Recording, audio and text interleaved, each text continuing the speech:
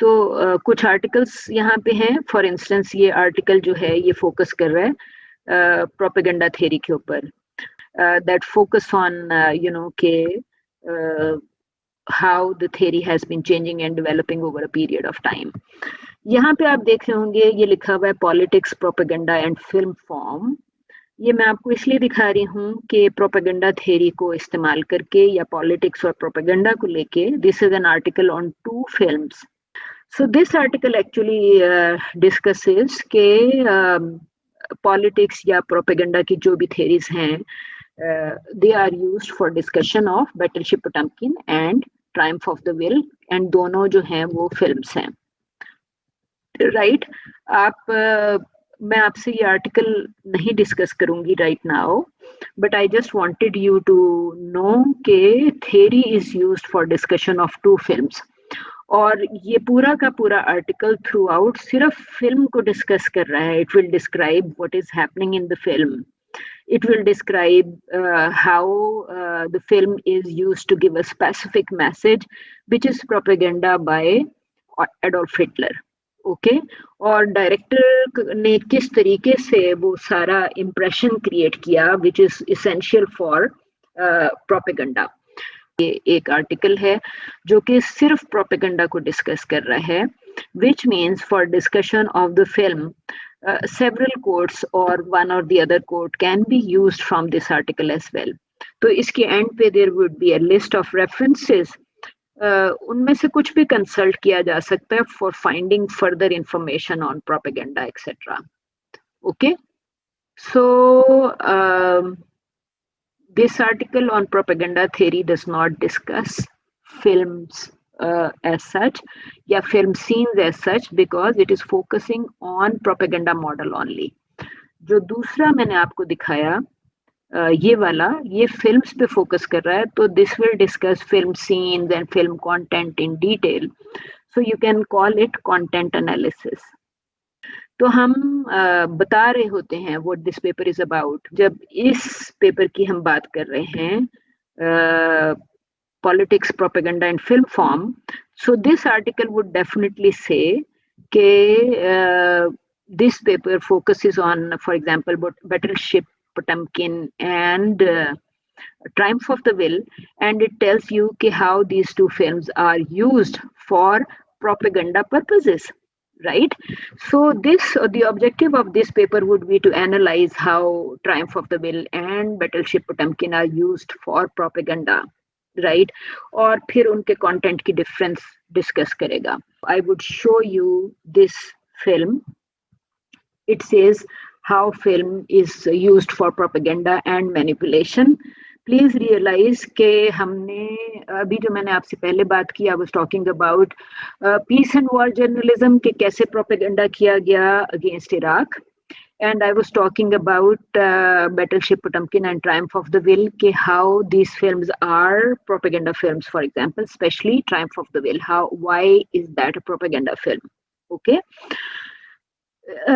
इस फिल्म में आपको वॉर एंड पीस के अलावा भी प्रोपेगेंडा नजर आएगा. सो लेट्स सी, छोटी सी है और साथ साथ थोड़ी सी बातचीत करते रहेंगे.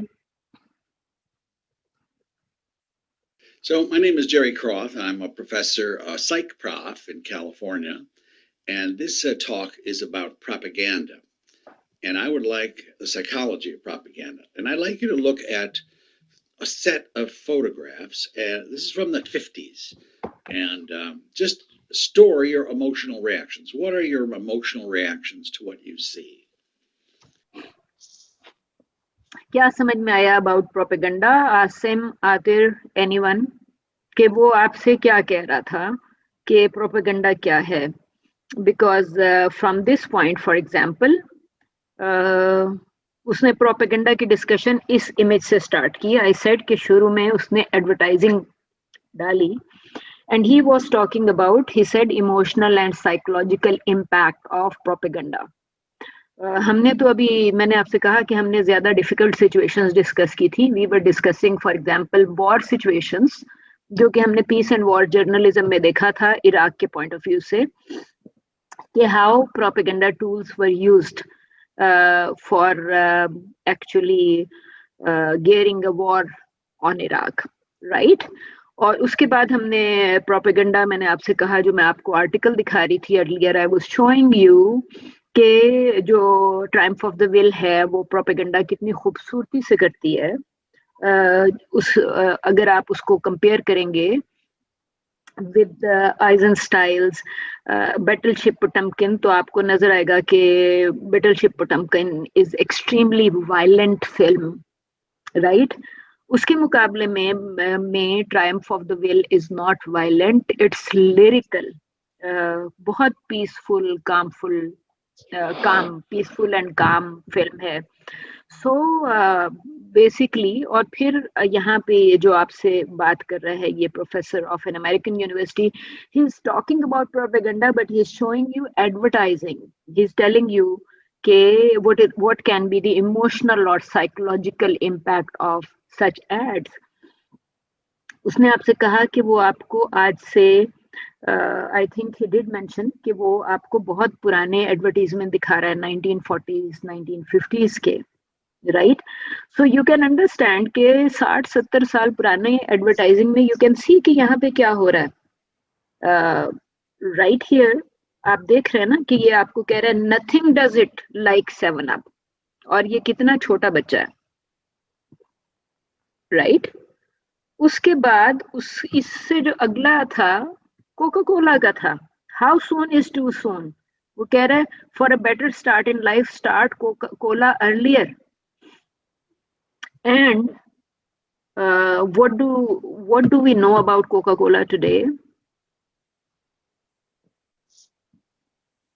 शायान सनी, सुफियान लियाकत। हेल्थ के लिए बहुत ज्यादा बुरा है, और आधे से ज्यादा शुगर होती है उसमें। द हेल्थ हैजर्ड्स, जी, और of course health hazards, so you and can that is consumed, so मतलब दुनिया में मेरे ख्याल से सबसे ज्यादा कंज्यूम किए जाने वाला ड्रिंक है, पानी के बाद प्रॉब्ली। जी, तो हम वापस नंबर 1 आ गया। तो आपको फाइनली पानी बिकना शुरू हो गया ना। पहले आप पाकिस्तान में भी यू कैन से कि पिछले कोई 15-20 सालों से एक जो चीज फ्री मिला करती थी उसको खरीद के पीने का रिवाज पड़ गया ना, और पानी को बेचने a hard time, like my brain is having a little bit hard time consuming this advertisement. like मुझे सिर्फ like एड याद आ गया कि मतलब अभी आजकल क्या हो रहा है, एंड पुराना अभी ये कहते हैं कि start Cola earlier, like this is peak propaganda.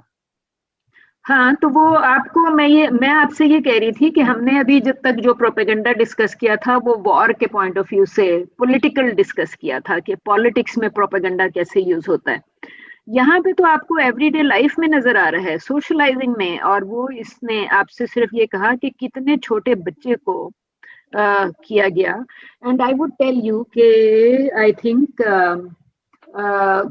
probably it was 2018 or 19, मेरे जो nieces and nephews now they are like, मेरा ख्याल है कि वो तीनों की टीनेज खत्म हो रही है, 18, 19, 20 साल उनकी एजेस हैं।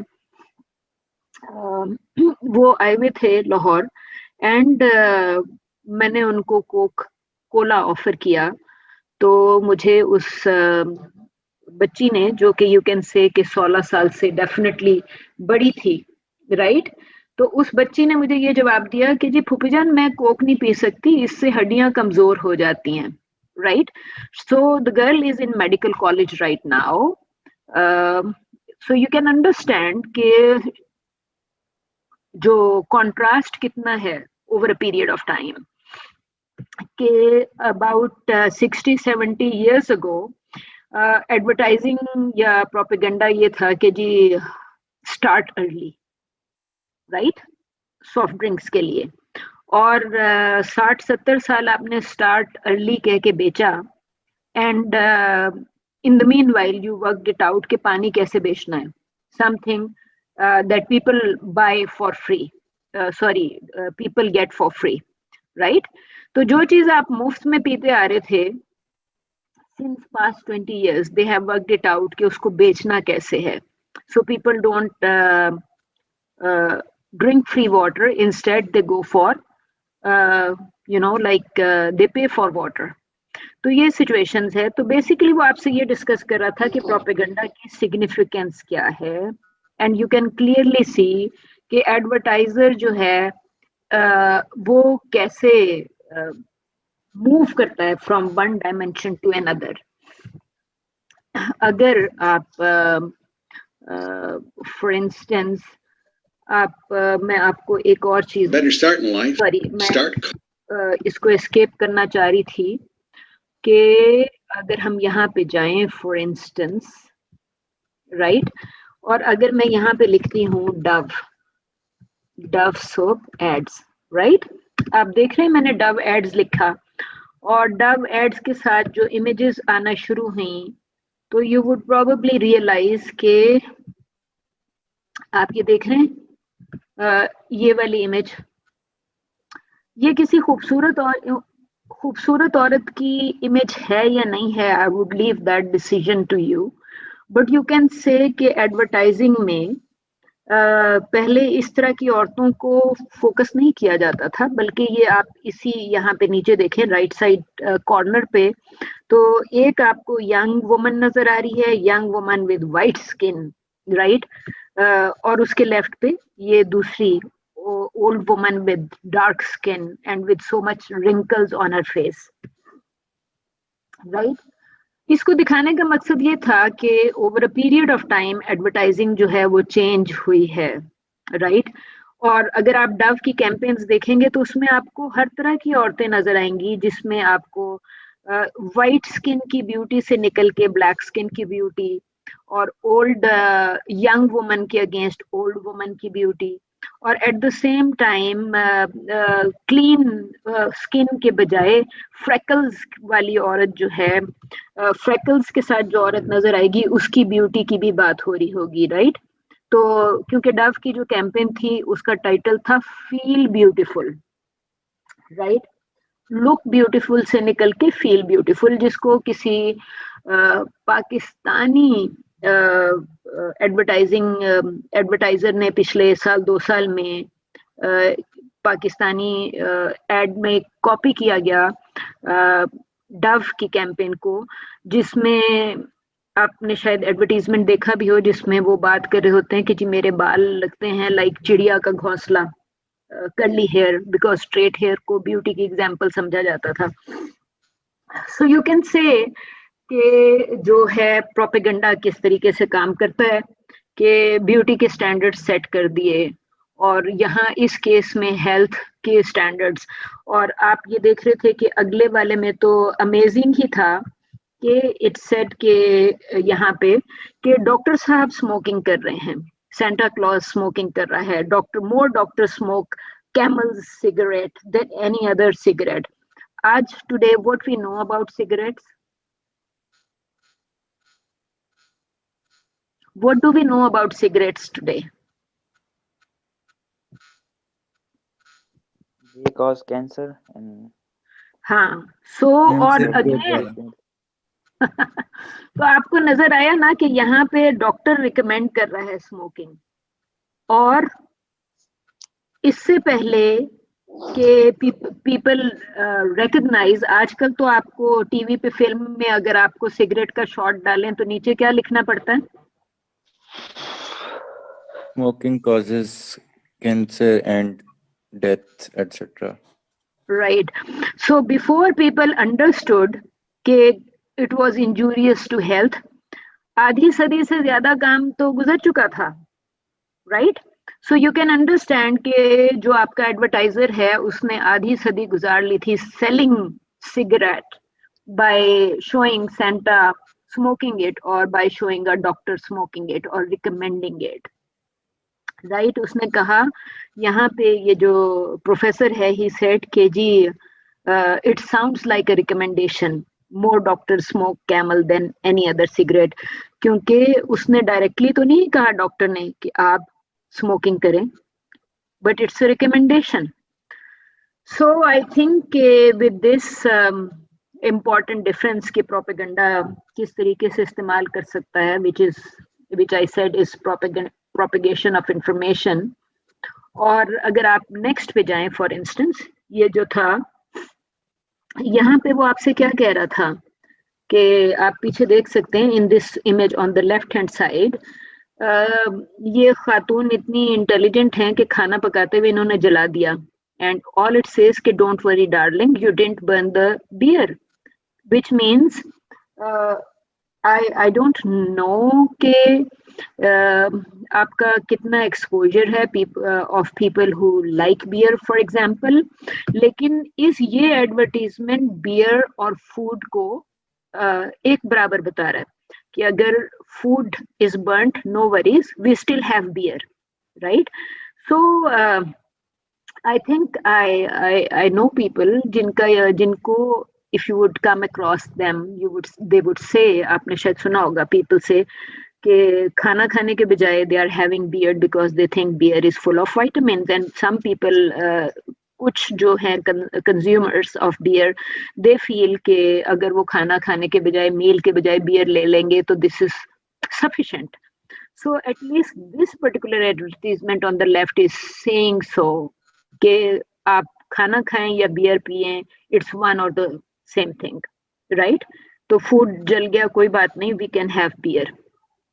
At the same time, you mean a woman can open it? ये आपको right side पे नीचे नजर आ रहा है, तो you can understand कि women को basically जो आप objectification वाली Burn the बात, beer. sorry मैं इसको स्टार्ट नहीं कर रही थी, बट यू कैन अंडरस्टैंड कि जो हम कॉन्सेप्ट्स जो कि आपने अभी शायान सनी ने जब अपना पेपर स्टार्ट किया तो उसका पहला सेंटेंस था पेट्रियार्कल कल्चर का, राइट? सो हम जो भी ड्रामा या फिल्म में शो करेंगे, we are actually using for propagating certain norms of our society and culture. So you can understand कि modern woman को अगर film show कर रही है या drama show कर रहा है as culprit, so that is also a type of propaganda, and this is precisely what this professor is saying.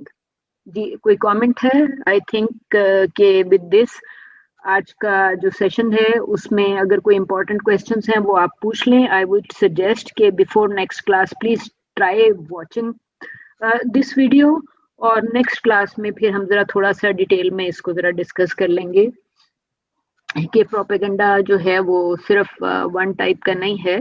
It's also you know like you can also think about it के जी what is the agenda behind this kind of content, क्योंकि और फिर ये कि आप इसके साथ एजेंडा थ्योरी फॉर एग्जांपल लगा भी सकते हैं कि नहीं लगा सकते. जिस तरह मैंने अभी आपसे कहा कि हमने यहाँ पे इस ऑथर ने प्रोपेगेंडा का वर्ड इस्तेमाल किया, राइट?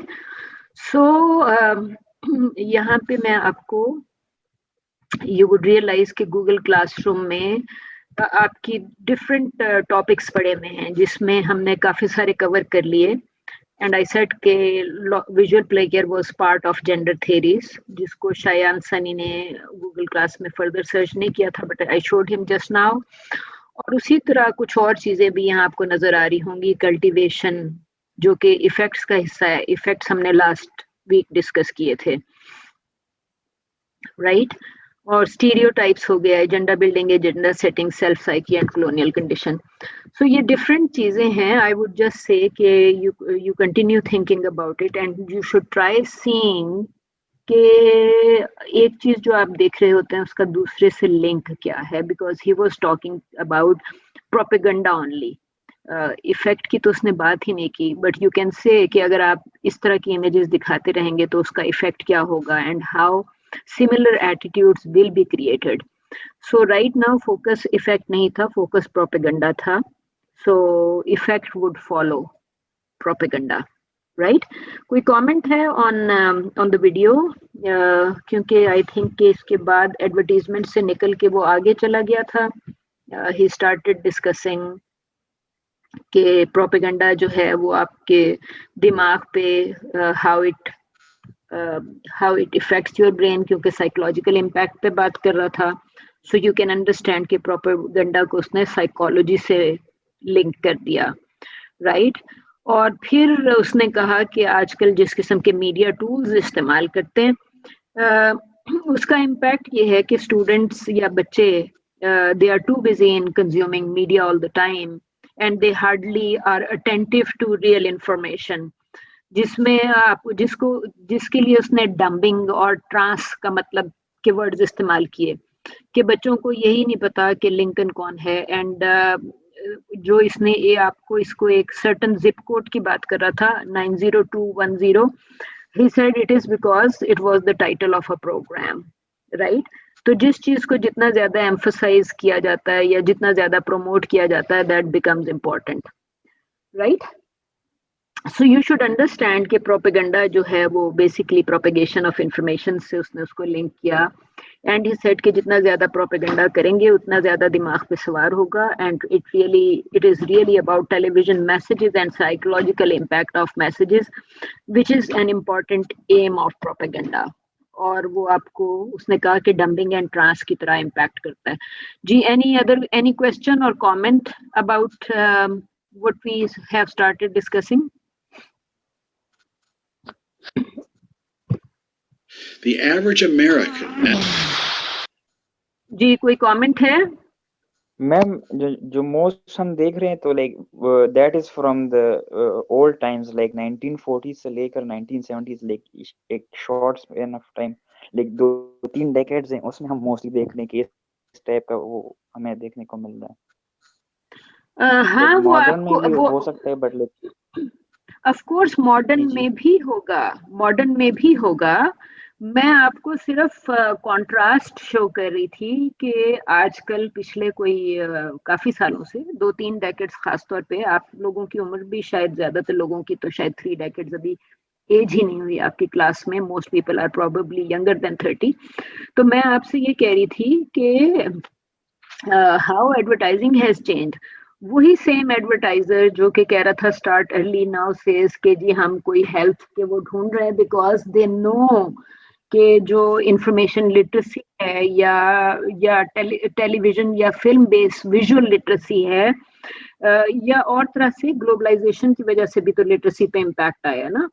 सो दे नो कि अब को या 7 अप को उस तरह स्टार्ट नहीं कर सकते कि start early, how soon is you know, जो इसमें आपसे वो ये कह रहा था हाउ सून इज टू सून। तो वो यहाँ पे आपको वो मुख्तलिफ चीजें कह रहा था ना, nothing does it like 7 up, और फिर उसमें इसने हाउ सून इज टू सून, आप देख रहे हैं इसकी कैप्शन थी। सो बच्चों को जितनी जल्दी शुरू करा दो। And I know a lot of people also जिनको आई हैव सीन कि जी 2 साल के बच्चे के आगे कोक ग्लास में डाल के रख दी या उसको ट्राई करवा दी। आई थिंक आपकी एनवायरनमेंट में भी होंगे ऐसे बच्चे कि थोड़ा सा डाल के दे ही देते हैं and then kids become addicted, क्योंकि वो यही कह रहा था कि इट इज एडिक्टिव। मैम चाय भी एडिक्टिव होती है, चाय भी पिलाते हैं बच्चों को, मैंने देखा। हाँ, चाय भी एडिक्टिव होती है। सो मेन तो यही है ना कि लोग क्या कुछ कर सकते हैं। ऑब्जेक्टिव तो यही था कि what an image can do and what a message can do, और व्हाट एडवर्टाइजिंग और न्यूज और फिल्म और ड्रामा कैन डू। तो जैसे आजकल मेरा ख्याल है कि हमारे न्यूज़पेपर्स जो हैं वो या काफ़ी सारे जो मैगजीन्स हैं उसमें इस किस्म का क्रिटिसिज्म आ रहा है कि पाकिस्तानी ड्रामा जो है वो सोसाइटी को ओपन अप कर रहा है और बैड मॉरल्स सिखा रहा है लड़कियों को। For example by showing women like you know मैं wish in a drama like Mere Paas तुम हो, और बाकी ड्रामों को भी कि they are showing kind of modern women, so which is also comes under the heading of propaganda, कि ड्रामा क्या प्रोपेगेंडा कर रहा है और उसके रिएक्शन में व्हाट जर्नलिस्ट्स और critics are writing about this place और this type of content. Right, आप लोगों ने खुद अक्सर मुख्तलिफ फिल्म्स का जिक्र किया जिन पे बैन लगा दिया गया या जो ड्रामास चलने शुरू हुए और उनको बैन कर दिया गया फॉर वन और the other reason because there was a lot of propaganda against them और their content.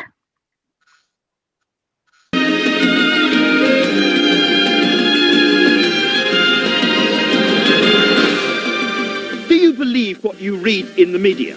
I'm not talking about Di and Fergie, but about the important stuff, the politics and economics. Has it ever occurred to you it could be a system of propaganda designed to limit how you imagine the world? Well, that's the view of Noam Chomsky, who's been teaching here in Boston for the past 30 years. Described as America's leading dissident, he's based at the Massachusetts Institute of Technology, where, although it's very cold, it isn't exactly the Gulag archipelago. As a working journalist myself, I've come to talk to Professor Chomsky about bias in the media.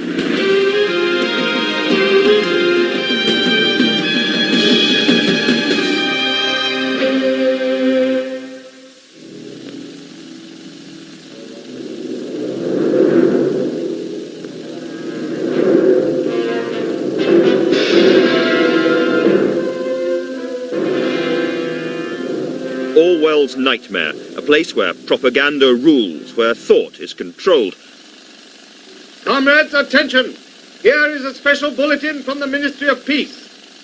It's now a familiar, if chilling, Cold War fable. Most of us would say it's old hat. But is it? The thought police are joining you. The chief job of a newspaper is to inform.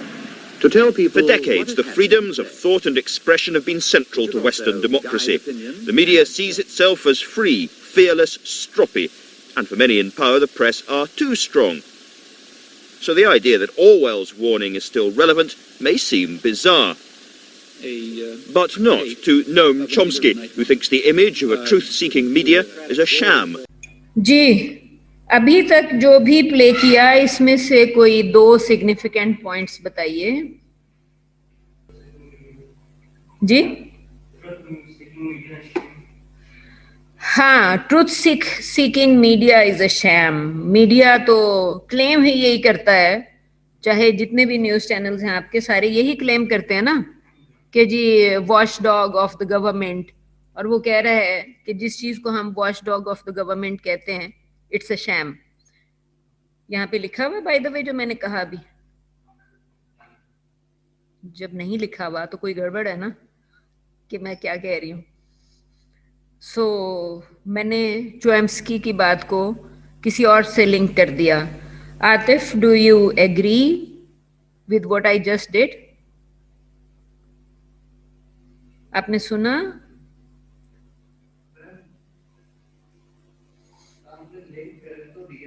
हाँ, नहीं, मैं तो आपसे पूछ रही हूँ जो मैंने बोला था, कैन यू रिपीट दैट? इसलिए कि आप सेलफोन पे थे। ओके जी। Atif, Atir, do you agree with what I said? सुना था मैंने क्या कहा? हाँ, जो 3 लोग यहाँ पे बैठे हुए हैं वो भी अटेंटिव नहीं है टू डिस्कशन। तो मैं आपसे यही तो कही थी कि हमारा अटेंशन लेवल जरा थोड़ा सा प्रॉब्लमेटिक है। इसमें 2 चीजें थी। शुरू में सबसे पहले जो आया था कि सबसे पहली जो लाइन थी वो ये थी कि the way we see the world, उसने उसको प्रोपेगेंडा करार दिया, तो जो कि मेरा ख्याल है कि बहुत बड़ी बात है कि वो ये कह रहा है the way we see the world is part of propaganda. So can you try explaining how do we see the world, Shahzeb? जी, अगर वो कह रहा है कि the way we see the world is propaganda, तो ये तो बहुत बड़ी बात है ना। हम हर चीज जो हम सोचते हैं, सुनते हैं, बोलते हैं, कहते हैं, या हम देखना चाहते हैं, या हम चाहते हैं कि लोग इस तरह रहें, या हम ये चाहते हैं कि औरतें इस तरह रहें, या हमारे नेबरहुड में हमारे पड़ोसी अपने बच्चों को इस तरीके से पालें जिस तरह मैं देखता हूँ, तो वो ये कह रहा है the way we see the world is also propaganda.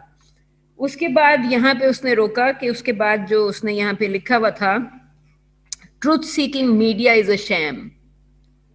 Media, news media तो बेस्ड ही एक्चुअलिटी पे है। आपने शायद आज तक नोटिस नहीं किया, I have used this word in classroom before, जिसमें मैंने आपसे कहा कि आपकी न्यूज रिपोर्ट्स, आपकी डॉक्यूमेंट्री फिल्म्स, आपके जो मुख्तलिफ फॉर एग्जांपल पॉलिटिकल प्रोग्राम्स वगैरह हो रहे होते हैं जिसमें हम किसी न किसी को बुला लेते हैं सियासतदान को, और पब्लिक से भी एट टाइम्स पूछना शुरू कर देते हैं क्वेश्चंस. सुपोजिडली डायरेक्ट सिनेमा, आपको शायद थोड़ा सा आइडिया होगा कि डॉक्यूमेंट्री को हम डायरेक्ट सिनेमा कहते हैं. क्यों कहते हैं डायरेक्ट सिनेमा? Any idea?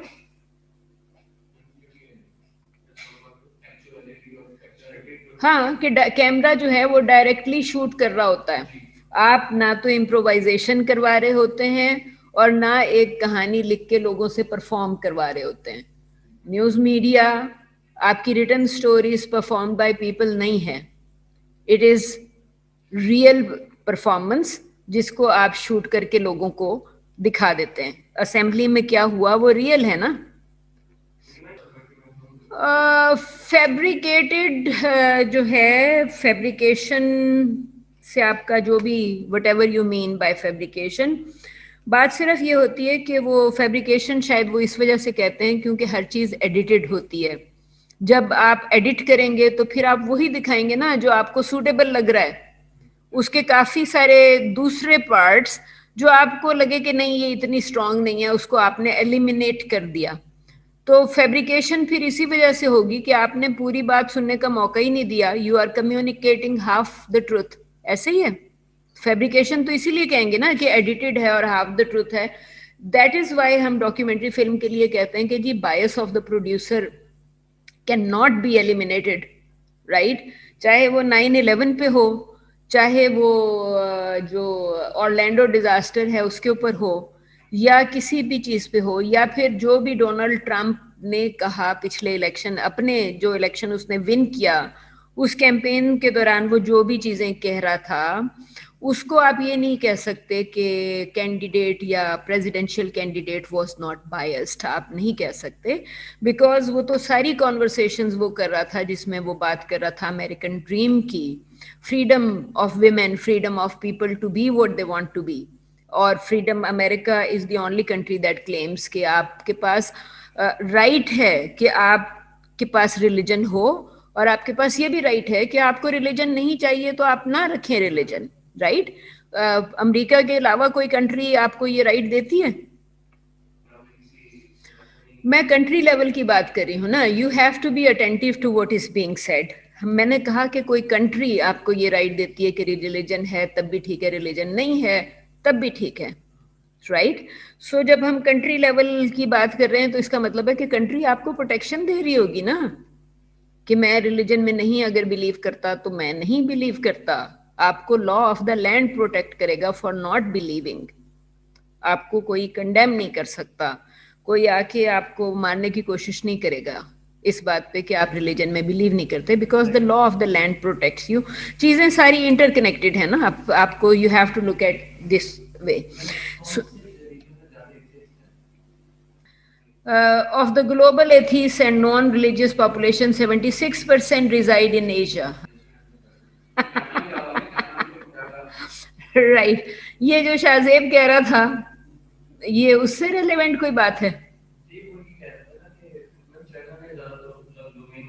कह रहा है 76% in Asia and the Pacific, और उसके बाद Europe 12%, north America 5%, Latin America and Caribbean 4%, सब सहारन Africa 2% and 1% north Africa and middle east.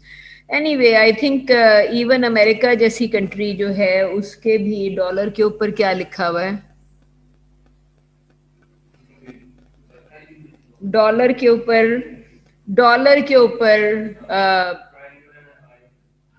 अच्छा, वाकई? जी जी, डॉलर पे आपकी एक अमेरिका की एक फिल्म है जिसकी क्लोजिंग उस डॉलर पे लिखी हुई स्टेटमेंट पे खत्म होती है. I think it was probably, I can't recall, it was one of the Christmas films. Elm street तो शायद नहीं हो सकती, क्योंकि आई थिंक एंडिंग जो थी क्योंकि कोर्ट को डिसाइड करना होता है कि गॉड है या नहीं है. ये वाली फिल्म शायद नहीं हो सकती. उसमें फिर वो क्योंकि माँ जो है वो बहुत ज्यादा रियलिस्टिक होती है, तो बेटी the daughter keeps on talking about Christmas and Santa जिसने आना होता है, and mother keeps on telling her कि जी सेंटा नाम की कोई चीज़ एग्जिस्ट नहीं करती। और फिर फाइनली जो है वो मैटर कोर्ट में चला जाता है। फिल्म की स्टोरी यही थी कि मैटर कोर्ट में चला जाता है और मदर बहुत अपसेट होती है, she says there is no God, और कोर्ट को डिसाइड करना होता है कि गॉड है या नहीं है, and court doesn't know what to do.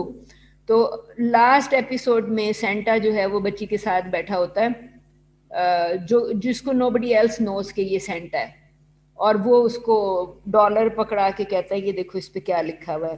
तो the little girl walks to the जज, और जज को जाके देती है, डॉलर के ऊपर लिखा होता है कुछ गॉड का कुछ लिखा हुआ है, इन गॉड वी ट्रस्ट। तो फिल्म की क्लोजिंग जो है वो इस ये फिल्म की क्लोजिंग इस जगह पे थी कि when court had to decide, तो कोर्ट फिर यही डिसाइड कर देती है कि जब स्टेट कह रही है स्टेट कह रही है ना। सो इट्स वेरी इंटरेस्टिंग कि अ कंट्री जो कि लोगों को राइट देती है टू हैव और नॉट हैव द रिलीजन, उसका डॉलर कहता है in God we trust, right. So I think ये एक बड़ी इंटरेस्टिंग और बड़ी कॉम्प्लेक्स सी सिचुएशन थी जो कि सो बेसिकली वो image of truth seeking media is a sham, okay. तो विच मीन्स के इसको हम कैसे इलेबोरेट करेंगे? Can you try elaborating it by looking at country situations, for example Pakistani media, American media, और चलें आप अल जजीरा या बीबीसी ले लें, and if you pick one world event, तो फिर आप इस प्रॉब्लम को उस इवेंट के साथ कैसे लिंक करेंगे? क्योंकि वो ये कह रहा है कि truth seeking media is a sham.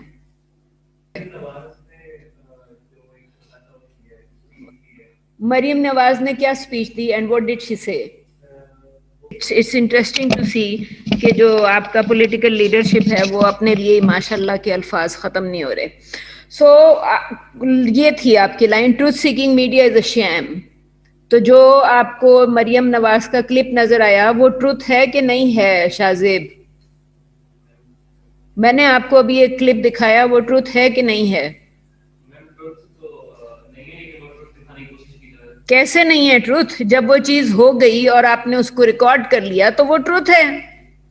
It is very टे जो आपने मोमेंट देखा, मरियम टॉकिंग टू, इतना बड़ा आपको गैदरिंग नजर आई, she is talking to them, उसके साथ जो लोग सपोर्टर्स खड़े हुए हैं, बहुत लार्ज नंबर्स में सपोर्टर्स उसके सामने और उसके सामने भी हैं और उसके साथ भी हैं ऑन द स्टेज, ठीक है। सो बेसिकली वो तो ट्रूथ है जो आपको नजर आ रहा है, दैट इज वेरी टे। उसके ट्रूथ को तो आप डिनाई ही नहीं कर सकते। So if you are trying to say कि जी ट्रूथ नहीं है, तो वो आप उसको गलत तो उसको नहीं कह सकते। नाउ ये कह रहा है, चॉम्स्की कह रहा है truth seeking media is a sham. So अगर whatever you were trying to say truth नहीं है, so I would like to understand कि अगर आप उसको ट्रूथ नहीं कह रहे तो क्यों नहीं कह रहे? आपको क्यों लगा कि आपको लगा कि मरियम की जो मूवमेंट है दैट्स अ शैम?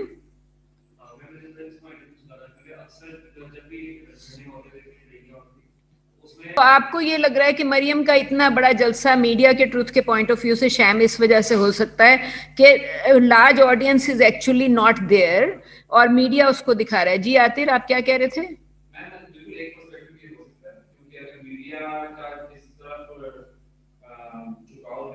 जी जी, वो बिल्कुल मैनिपुलेट कर सकता है फ्रेम्स को, और वो दिखाता है कि एक थोड़ी सी एरिया में अगर इतने लोग बैठे हों तो एक झूठ दिखा देता है कि इतने लोग बैठे हों।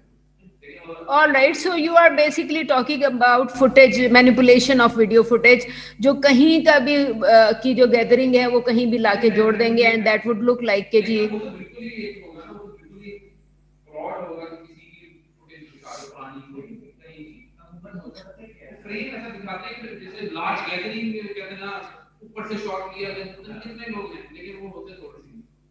All right. जी जी आतिफ, आप क्या कह रहे हैं?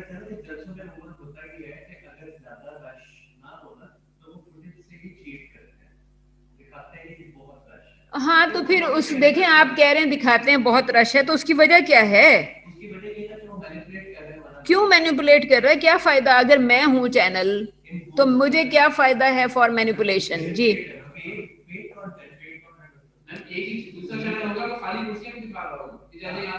नहीं, लेकिन ये एडवर्टाइजिंग तो नहीं है आतिफ, ये जो आपने मरियम का भी देखा ये एडवर्टाइजिंग तो नहीं थी, तो then why are you calling it paid content?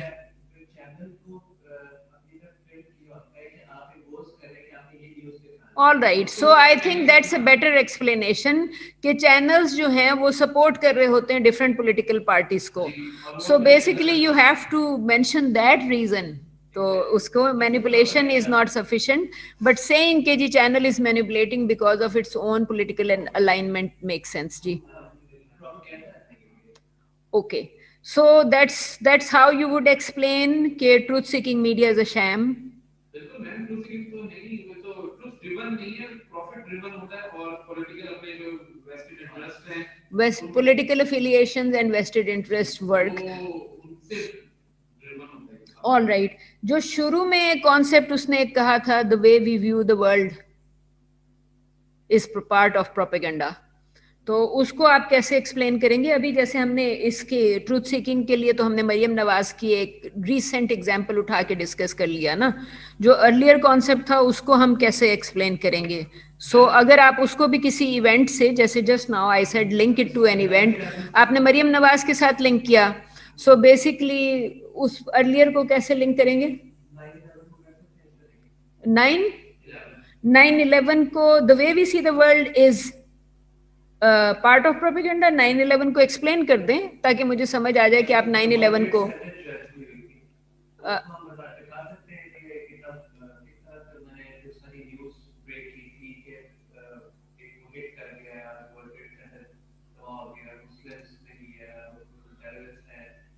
All right. So if you are trying to say कि वर्ल्ड ट्रेड सेंटर या 9/11 के जो इंसिडेंट्स हैं और उसकी वजह से मुसलमानों की एक इमेज क्रिएट हो गई as a terrorist, so if you are trying to say that most of western world started looking at Muslims as terrorist the way we see the world, so we तो फिर reduce हो गया ना, we is reduce to western population और anti Muslim और non मुस्लिम people, जो आप we को कह रहे हैं. तो इसका मतलब ये है कि if as a Muslim I am standing on for example New York airport, तो basically I will have to face consequences जो आप कह रहे हैं कि टेररिस्ट की जो इमेज है फ्रॉम अ टेररिस्ट कंट्री, तो उस तरीके से वो उसके ऊपर इम्पैक्ट करेगी, ये कह रहे हैं आप? ऑल राइट, सो आपने वी, मैं आपसे what I want you to understand कि इस जगह पे आपने वी को स्प्लिट कर दिया ना, the way we see the world. तो ये एग्जाम्पल आपकी ठीक है, मैं ये नहीं कह रही कि एग्जाम्पल आपकी गलत है, but I am telling you कि इस एग्जाम्पल में आपने वी को स्प्लिट कर दिया है, because you are talking about western bloc and non western bloc, और मुस्लिम और नॉन मुस्लिम ब्लॉक्स की बात कर रहे हैं आप. जी भाई, आप वी को अगर आप कलेक्टिवली देखना चाहें तो फिर आपको इस इतनी एक्सट्रीम एग्जाम्पल से हट के कोई और चीज ढूंढनी पड़ेगी. जी वो कैसे बेहतरीन है मलाला की?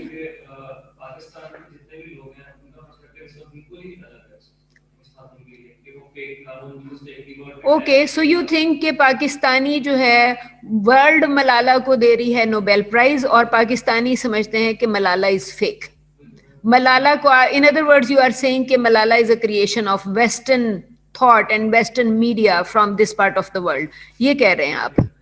All right, so I think कि जब से मलाला की एक इमेज क्रिएट हुई है, ये दूसरी इमेज शुरू से ही मौजूद है, because people have been saying कि अकेली मलाला नहीं थी, there were lots of other people also या अदर गर्ल्स ऑल्सो जो कि इस मौजू पे, इस टॉपिक पे बात करी थी, विमेन्स एजुकेशन पे, लेकिन मलाला बिकेम वेरी प्रोमिनेंट.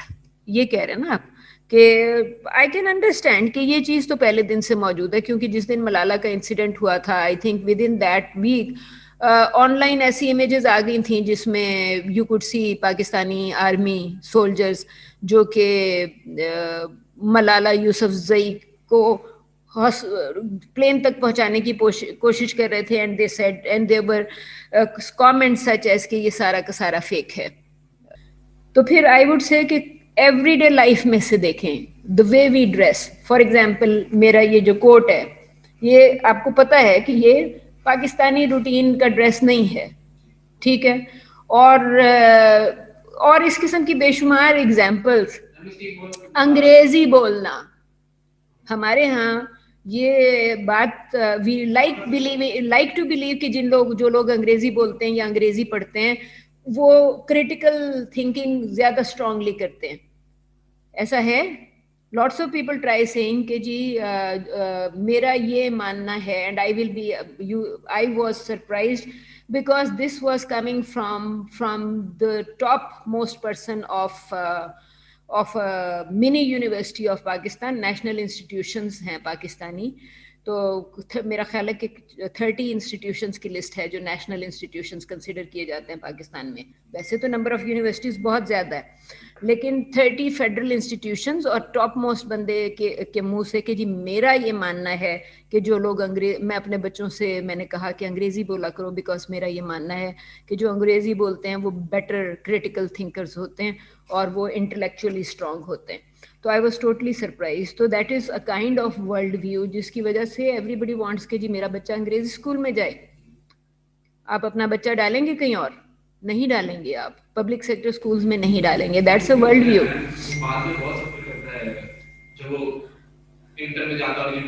जी जी, वर्ल्ड व्यू बन गया ना। आगे आपको मिलती नहीं है ना, आगे आपको मैट्रिक्स बोलना पड़ता है, वो जो भी होते हैं वो खत्म हो जाती है क्वेश्चन को उर्दू में जो भी कह रहे होते हैं। देखिए मैंने आई ट्राइड कि सबीन मैट्रिक करे, but Sabeen was very upset. उसने कहा नहीं मैं वो लेवल करूंगी।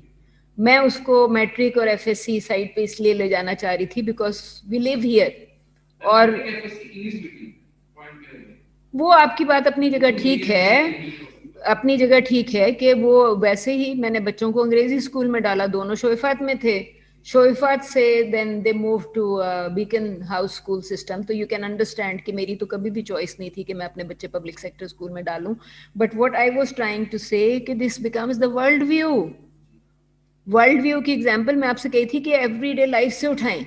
एवरीडे लाइफ के पूरी पाकिस्तानी पॉपुलेशन का, मेरी फॉर इंस्टेंस जो मुलाजमा है उसकी बच्ची इस वक्त 2-2.5 साल की है और बेटा उसका कोई 8-9 साल का है। सुबह स्कूल जाते हैं टेक सोसाइटी के, शाम को वो बच्चे, वो अभी कह रही थी 2.5 साल की बच्ची को मैं सोच रही हूँ ट्यूशन पे डाल दूँ। तो मैंने पूछा 2.5 साल की, देखिए ना उसकी, अब आई एम लुकिंग एट दिस के दोनों मियाँ बीवी मिल मिला के 30-35 हद से हद 40,000 कमा लेंगे, इससे ज्यादा क्या कमाएंगे? यही लिमिट है ना होम वर्कर की। घर पे जो औरत काम कर रही है या उसका मियाँ ड्राइवर है, तो दोनों की कलेक्टिव सैलरी जो है वो 40 को शायद ही एक्सीड करे। ठीक है, सो यू कैन अंडरस्टैंड कि वो अपने एक्सपेंसेस को ये ट्यूशन और इस किस्म की चीज़ों में डिवाइड कर रही है बिकॉज शी वांट्स कि उसके बच्चे अंग्रेजी सीखें और अंग्रेजी पढ़ें। सो दिस इज जो आपसे वर्ल्ड व्यू एंड प्रोपेगेंडा की मैं बात कर रही थी। आई सेड कि एवरीडे लाइफ से उठाएं कि अ कंट्री और पीपल स्टार्ट बिलीविंग कि हमारी लैंग्वेज इंफीरियर है। हमने the minute we start believing कि आगे जाके प्रॉब्लम्स होंगी मैट्रिक में, स्कूल में, यूनिवर्सिटी में, हम अपनी लैंग्वेज को इंफीरियर समझ रहे हैं।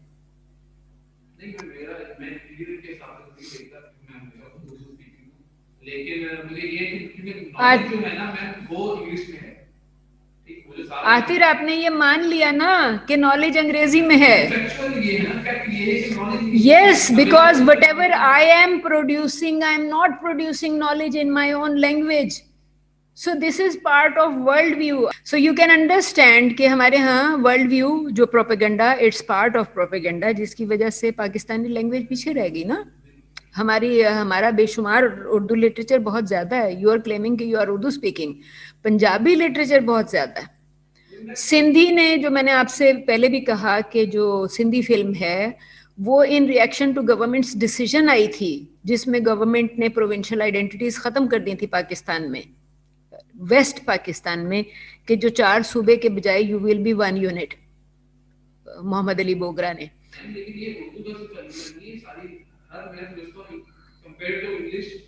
ऑलमोस्ट सारी जो बात वही चली गई ना, वर्ल्ड व्यू पे चली गई कि इंग्लिश की सुपीरियोरिटी इतनी एस्टेब्लिश हो गई है. And when I get a scholarship और you get a scholarship to study abroad, you return and produce literature in English language. अब आप ये देखें, मैंने आपसे बार बार कहा है कि when I am train to produce literature in English language, उनको ट्रांसलेशन की कॉस्ट खत्म हो गई उनकी, because I produced it in English language. हमने उनकी कॉस्ट कटिंग कर दी ना, और हमने अपनी कॉस्ट इंक्रीज कर दी, because whatever I am writing, most Pakistani people do not know what I have written and they will never know what I have written. तो उनकी नॉलेज तो वहीं रह गई. Literature is produced in English.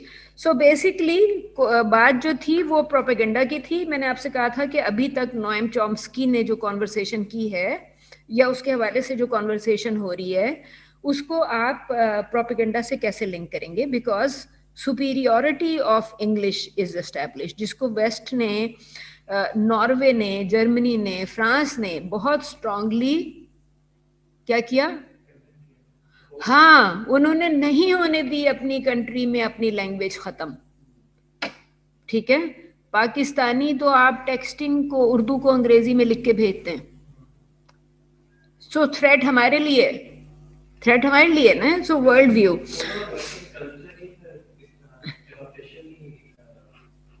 All right, so I will be playing from here, please. Chomsky has devoted his life to questioning Western state power, that the mass media brainwash under freedom.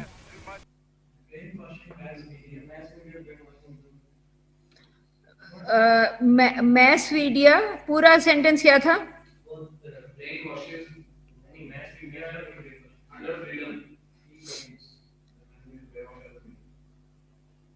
All right. अब इस concept को कैसे explain करेंगे? कह रहा है कि freedom भी फ्रीडम है.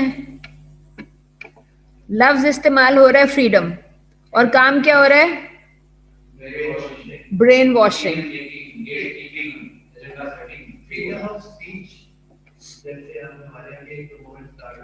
It's not only freedom of speech, it's also freedom to be what I want to be.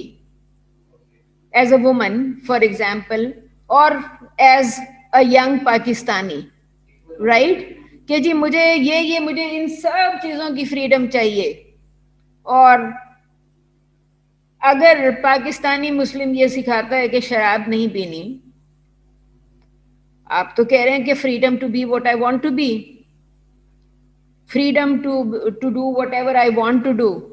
कि रात 3 बजे लड़की को अगर जाना है तो जाए फिर, राइट? तो सारी फ्रीडम हो गई ना. ब्रेन वॉश, कि वो उसको कह रहा है कि आप ये देखें कि वो जितने भी कॉन्सेप्ट्स आ रहे हैं उन सारे कॉन्सेप्ट्स को वो उल्टा कर रहा है. हर कॉन्सेप्ट को उलट रहा है ना, दूसरी साइड उसकी दिखाने की कोशिश कर रहा है कि जिस चीज को आप फ्रीडम कह रहे हैं, that is also brainwashing. जी, किसी चीज को भी, फिर तो आप किसी चीज को भी कह देंगे. इवन औरत March will become part of that brain wash. हाँ, एनीथिंग. तो वो उसको आपको सिंपली वो हर चीज को, फ्रीडम को ब्रेन वॉश के अंडर में ले जाएगा. किसी ने एक बड़ा खूबसूरत वीडियो पोस्ट किया था ड्यूरिंग बिफोर लास्ट इलेक्शंस, कि एक बिल्ली भाग रही है और उसके पीछे चूहा उसको पकड़ने के लिए जा रहा है, and the cat is scared. तब्दीली आई रहे. शायद आपने वो देखा हो video. It was a very interesting video. और रियल कैट थी जो भागती फिर रही थी, not Tom and Jerry kind of thing. So basically आप यू शुड रियलाइज कि मैंने आपसे लास्ट क्लास में आपसे ये कहा था कि दिस इज, आपको मैंने 2 चीज़ों की डिफरेंस बताने की कोशिश की थी, which I believe none of you remembers by now. कि अगर आप में से शायद आतिफ, आपने कहा था कि आप रिसर्च थीसिस करेंगे इवेंचुअली, या प्रोजेक्ट करेंगे. अब आपका जहन है प्रोजेक्ट. तो आई थिंक कि Umar Amin Qureshi was thinking about at that time, but he left. All right. तो मैंने आपसे ये कहा था कि जब आप रिसर्च थीसिस करते हैं तो आपको एक लिटरेचर रिव्यू देना पड़ता है, और अगले कोर्स में जो आपको अब स्टार्ट करेंगे हम स्प्रिंग में, तो ये this is a kind of literature review on propaganda. Can you see this? कि ये उसने लिखा, फॉर इंस्टेंस जो आप उसको कहते हैं methodological review of literature, that actually tells you कि प्रोपेगेंडा थ्योरी कब कैसे डेवलप हुई और क्या इसमें चेंजेस आती रही over a period of time. तो यहाँ पे this is only telling you about कि how theory has been developing और इवॉल्विंग, राइट। और उसके बाद मैंने आपसे ये कहा था कि ये Triumph of the will, if you can recall, तो दिस इज कंसिडर्ड, मैंने आपसे लास्ट क्लास में ब्रीफली इसको, Propaganda is everywhere. The word can basically be applied to any kind of media. आपको मैंने ये कहा था कि कहाँ चली गई जी। So basically all I said कि ये आपका लिटरेचर रिव्यू है, ये एक one of the world's greatest propaganda film है, राइट। ये कहाँ पे खुली है, कहीं पे खुली तो है अभी, यही है, ऑल राइट।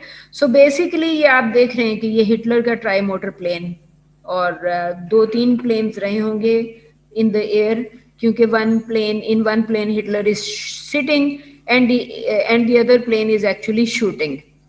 और ये मैंने आपसे कहा था कि this will become the last chapter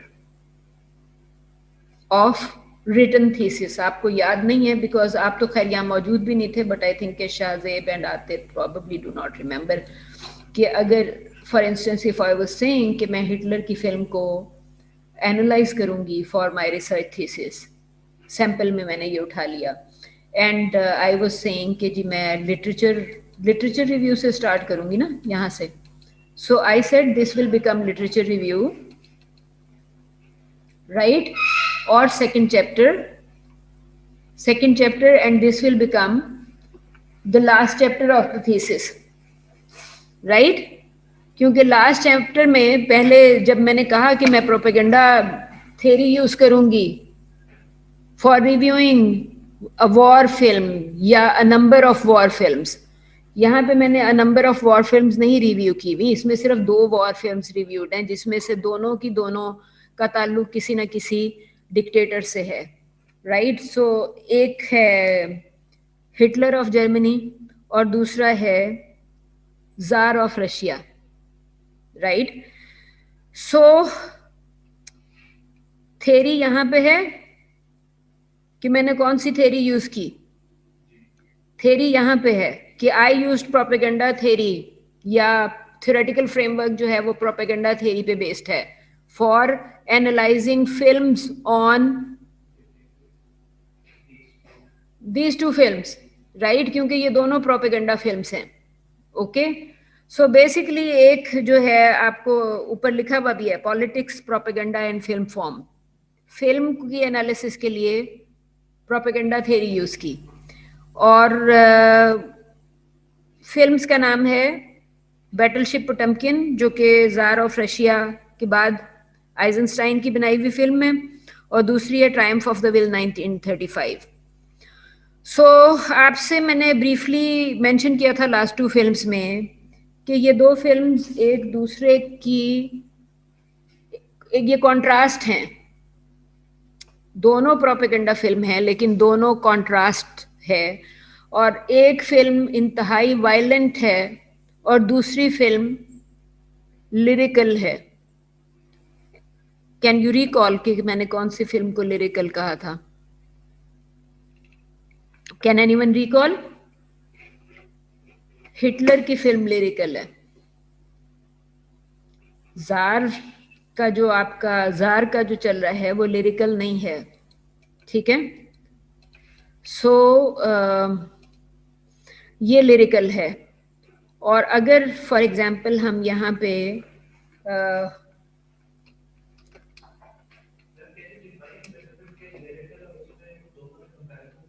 आपको मैं डिफाइन किया, आपको दिखाने लगी हूँ, आप you can tell yourself कि ये जो सीन है ये वायलेंट है कि नहीं है।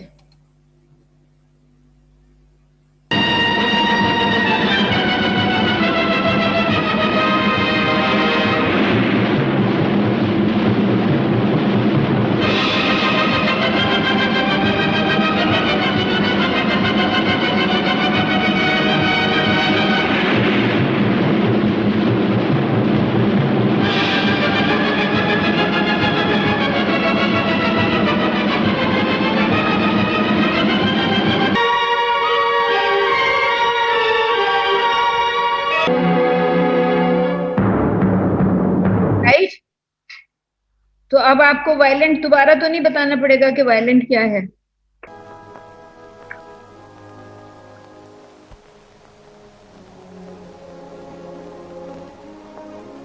पूरी की पूरी फिल्म जो है ये, इसमें कहीं भी वायलेंस नहीं है। पूरी फिल्म में कहीं वायलेंस मौजूद नहीं है।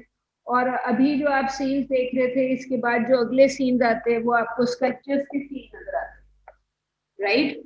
स्कल्पचर्स, बर्ड्स, चाहे वो स्कल्पचर की फॉर्म में हो, उसके अलावा पूरे शहर में जिस तरह पाकिस्तान में 14 अगस्त पे आप हर तरफ झंडे लगा देते हैं, तो यू वुड एक्चुअली सी कि ये फौजी जो हैं वो सिटी में परेड कर रहे हैं, and you would see flags of Nazi flags, Swastika के नाम से वाकिफ हैं आप?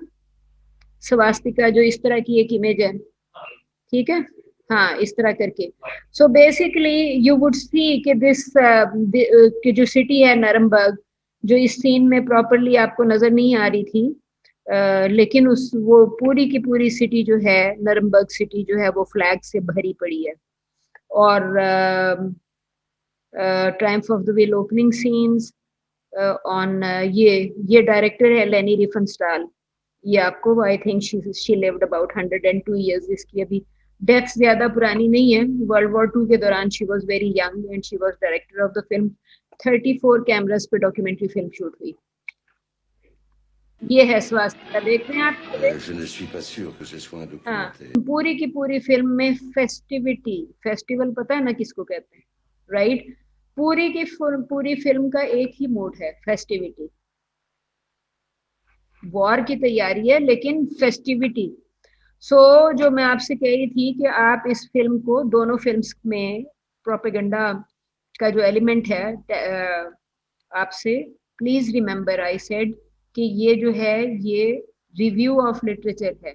इसमें सिंपली आपको ये बता रहा है कि प्रोपेगेंडा क्या चीज होता है, बिहेवियर एंड परफॉर्मेंस किस तरह कंट्रोल की जाती है, मैन्युफैक्चरिंग कंसेंट जो कि आप दिखा रहे हैं, you are manufacturing. For example, अगर मैं ये मैन्युफैक्चरिंग कंसेंट का जो लफ्ज लिखा हुआ है यहाँ पे प्रोपेगेंडा की सूरत में, I would for instance say कि जी it's the consent of public कि पूरे पाकिस्तान में अंग्रेजी स्कूल ज्यादा से ज्यादा होने चाहिए।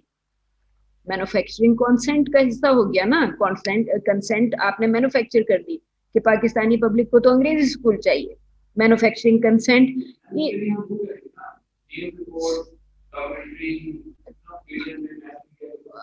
Aatir, what I am saying कि इट वुड लुक लाइक कि पब्लिक की कंसेंट है फॉर दिस थिंग।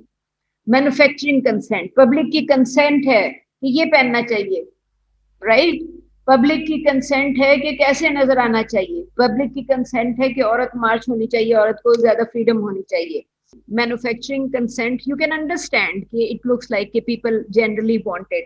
अब यहाँ पे जो वर्ड लिखा हुआ था इससे पिछले आर्टिकल में, manufacturing consent, I would say कि आपने उस ऑथर का नाम देखा था यहाँ पे, क्या था ऑथर का नाम? एडवर्ड हरमन, ठीक है? तो जब मैं इस अगले आर्टिकल पे जाऊंगी तो आई वुड से कि Hitler has created a situation और he has created what Herman calls manufacturing consent. यहाँ पे आके मैं ये कहूंगी कि हिटलर की फिल्म को देख के ऐसा लगता है कि Hitler manufactured consent, Hitler manufactured what Herman calls consent, right? कैसे? Through whatever you were seeing right here. जो आप अभी ओपनिंग सीन देख रहे थे, ओपनिंग सीन में आपको नजर आ रहा था कि हिटलर जो है वो ट्राई मोटर प्लेन से ही लैंडिंग। फिल्म में आप स्कल्पचर्स दिखा रहे होंगे, लोग दिखा रहे होंगे, people who are standing there and supporting him, soldiers who are standing there with him and supporting him, ठीक है? तो आप बेसिकली सिंपली आप ये कह रहे होंगे कि हिटलर की फिल्म जो है वो एक नेशनल यूनिसन दिखा रही है कि पूरी German nation wants war, world war. German nation, चूंकि हिटलर के ऊपर इल्जाम है ना, वर्ल्ड वॉर 2 के लिए जर्मन नेशन को आप black history of a nation कहते हैं क्योंकि दे वर किलिंग ज्यूज फॉर एग्जांपल। और क्या कहा था आपने, शिंडलर्स लिस्ट?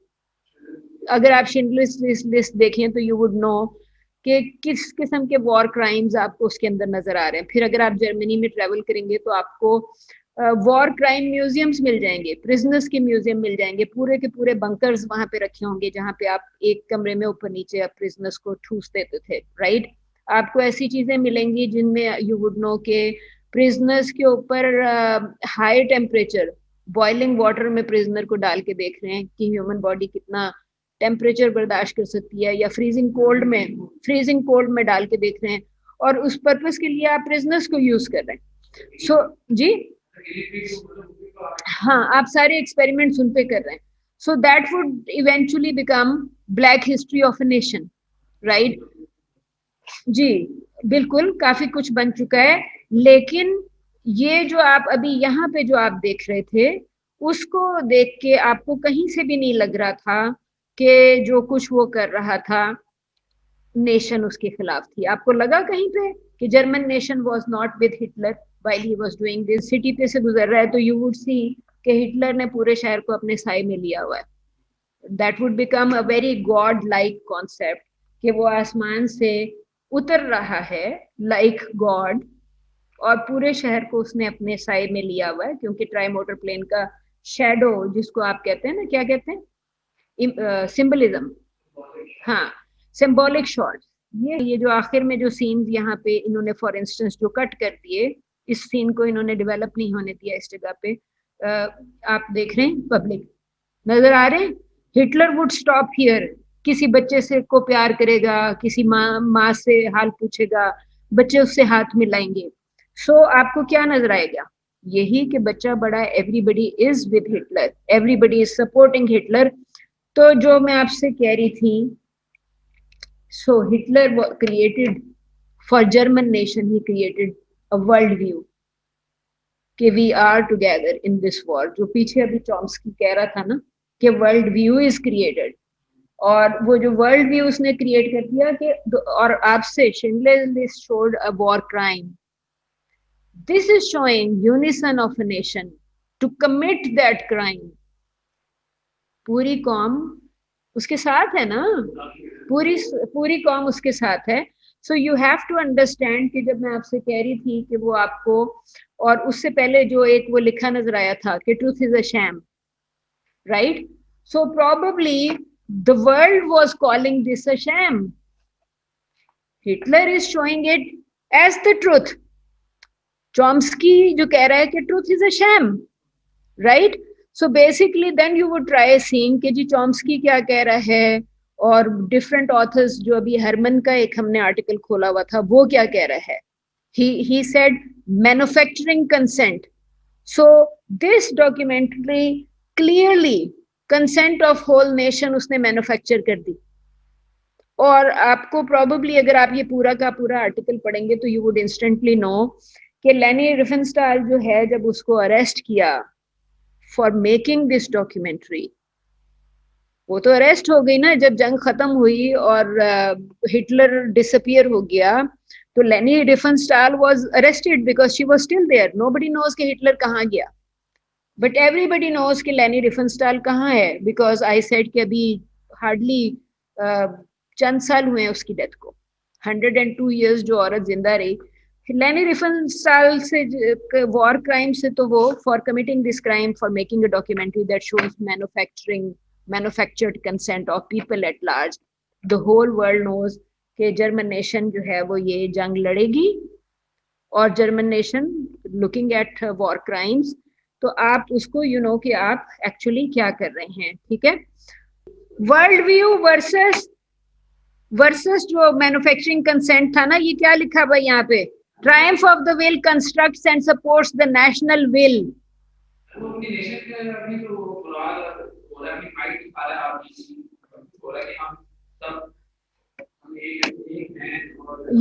आप देखिए कि हमारे पॉलिटिशियंस जब सीट्स नहीं जीतते प्रॉपर मेजोरिटी, तो वो अपनी अपनी वो मेजोरिटी दिखाने की कोशिश कर रहे होते हैं ना कि जी मेरे पास इतनी सीट्स है, मेरे पास ये है।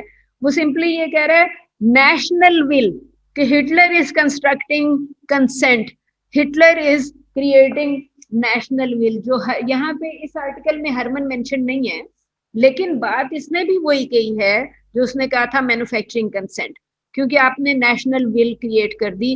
The whole nation is together for committing for world war 2.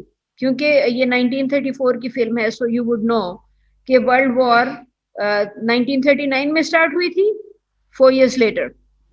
ठीक है, तो यू कैन सी कि ये आपको फिल्म क्या कर रही है. And that's why I am saying कि war, national will for war under a surface character of tranquillity.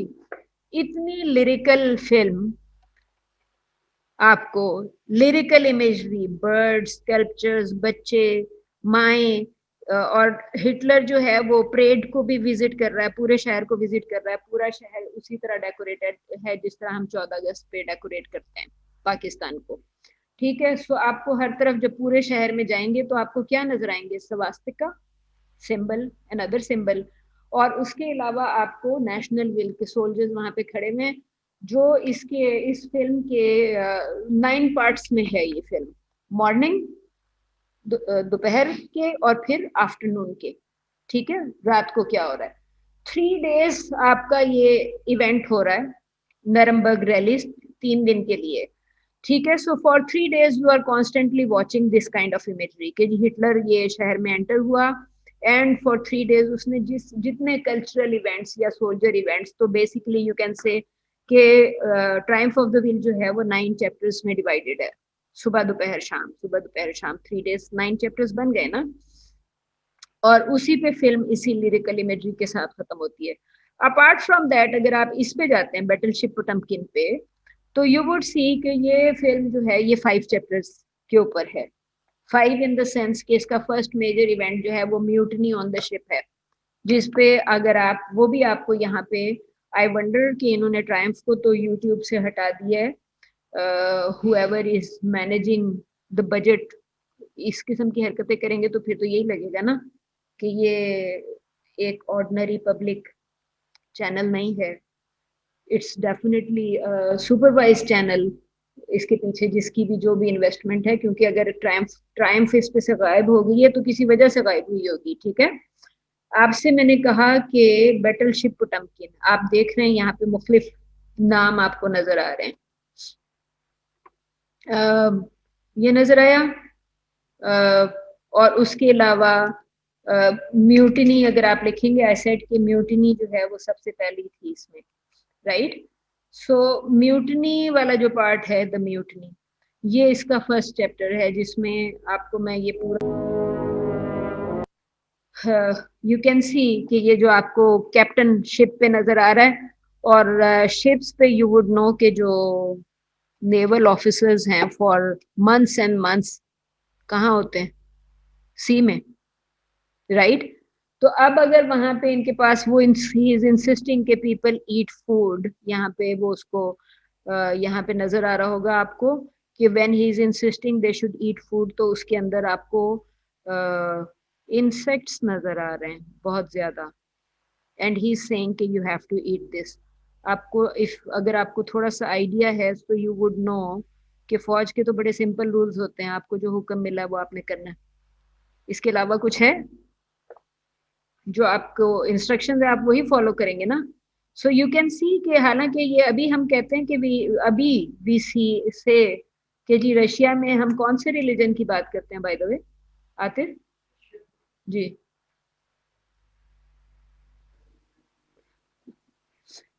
ये रशियन शिप के ऊपर आपको क्या नजर आया? हम तो कभी कहते ही नहीं कि रशियंस क्रिश्चियंस हैं. We have never said so, but it's very surprising कि ये जो 1925 की फिल्म है उसमें आपको एक रशियन शिप के ऊपर ये प्रीस्ट भी नजर आ रहा है with cross in his hand. ठीक है, और प्रीस्ट भी उनको ये कन्विंस करने की कोशिश कर रहा है कि इट्स ओके, जो म्यूटनी का है, it's okay to eat this meat, जिसमें आपको इंसेक्ट्स नजर आ रहे हैं. सो दिस इज चैप्टर 1, वो ओडिशा स्टेप्स जो मैंने अभी आपको दिखाया. सो यू कैन अंडरस्टैंड कि ये म्यूटनी वाला जो है, क्योंकि ये जो आपके सोल्जर्स हैं they refuse to eat that meat. तो चैप्टर 1 जो है वो एक्चुअली फोकस करता है उसके ऊपर. तो पहले चैप्टर से 5 चैप्टर्स जो हैं वो पांचों के पांचों chapters of this particular film, सारे के सारे chapters, this is a very violent film. So that is why I am saying कि जो ट्रायम्फ ऑफ द विल को अगर आप कंपेयर करेंगे तो ट्रायम्फ ऑफ द विल में आपको नजर आता है नेशनल विल, आपको नजर आता है यूनिसन कि हर बंदा जो है वो हिटलर के साथ खड़ा हुआ है, जिसको आप ये कह सकते हैं।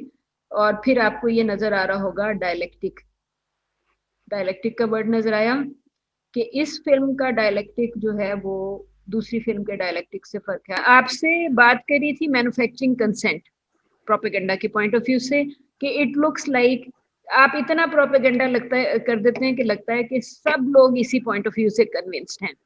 Okay, so that is part of propaganda. उसके बाद यहाँ पे आपको एक वर्ड नजर आ रहा होगा डायलेक्टिक, जिसका मतलब बेसिकली ये है कि जो आप इमेजेस देख रहे होते हैं या जो चीजें आप देख रहे होते हैं वो एक इमेज के साथ दूसरी या एक शॉट के साथ जब दूसरा शॉट प्लेस किया जाता है, दो शॉट्स एडिटिंग में आप दो शॉट साथ साथ लेके आते हैं, एक आदमी के डायलॉग के बाद अगले आदमी का डायलॉग लेके आते हैं, तो इस तरह का डायलेक्टिक प्रोड्यूस हो जाता है कि लगता है कि जी ये लोग जो हिटलर की तरफ आम आदमी देख रहा है और हिटलर जो है वो बच्चे को प्यार कर रहा है, हाथ हिला रहा है, औरत से उसका हालचाल पूछ रहा है, शहर में लोगों के साथ मूव कर रहा है, सारे सोल्जर्स जो हैं वो हिटलर के साथ खड़े हुए हैं। एंड आई सेड कि जो है film Triumph of the will ये अपने मूड के हिसाब से इंतहाई लिरिकल है। इसमें आई सेड कि 9 चैप्टर्स हैं, मॉर्निंग, दोपहर और शाम, right.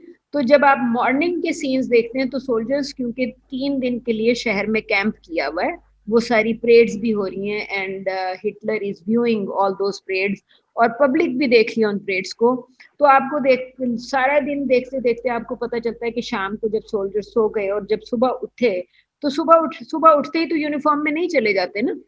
So you would know कि जैसे नेवी के शिप पे आपको लोग टूथब्रश करते हुए भी मिलेंगे डॉकयार्ड पे मॉर्निंग में, तो सिमिलरली जब ये चूंकि फेस्टिव मोड है तो आपको सुबह के वक्त बिल्कुल जिस उस तरह का एक सीन नजर आएगा जिसको हम फेस्टिविटी में कहते हैं कि जी कोई पाकिस्तानी फेस्टिवल हो रहा है, फेस्टिविटी है तो पकवान बन रहे हैं, लोग गेम्स खेल रहे हैं और सारी चीजें। तो यू वुड सी कि एक तरफ वो जिसको हम हॉट डॉग या सॉसेज वगैरह कहते हैं, सो यू वुड सी कि एक तरफ वो फ्रैंकफर्टर्स की तैयारी और बाकी सारे फूड्स की तैयारी नजर आ रही होगी। जो मॉर्निंग के सीन्स हैं उसमें आपको नजर आएगा कि सोल्जर्स जो हैं जिस तरह हम होते नहीं है इस तरह करके ऊपर उछाल दिया, तो यू वुड सी कि काफी सारे सोल्जर्स ने उनको सोल्जर्स को उसके ऊपर डाला हुआ है एक फ्लेक्सिबल सी उसके ऊपर शीट पे और इस तरह के ऊपर उछाला तो आपको लगेगा कि वो ऊपर 15-20 फुट हवा में घूमता हुआ यूं करके नीचे आया and people get hold of him.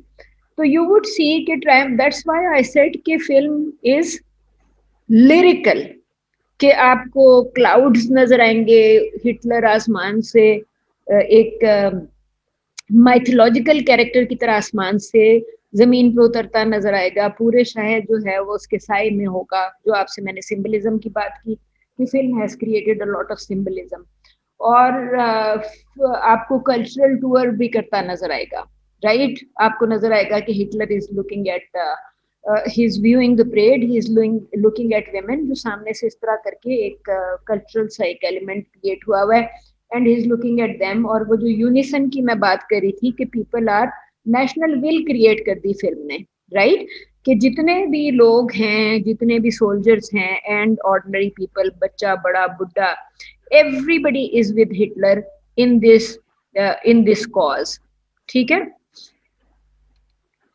So just see, ये आप देख रहे हैं कि ये फिल्म का एक और सीन आप देख रहे हैं, please Shajid, okay.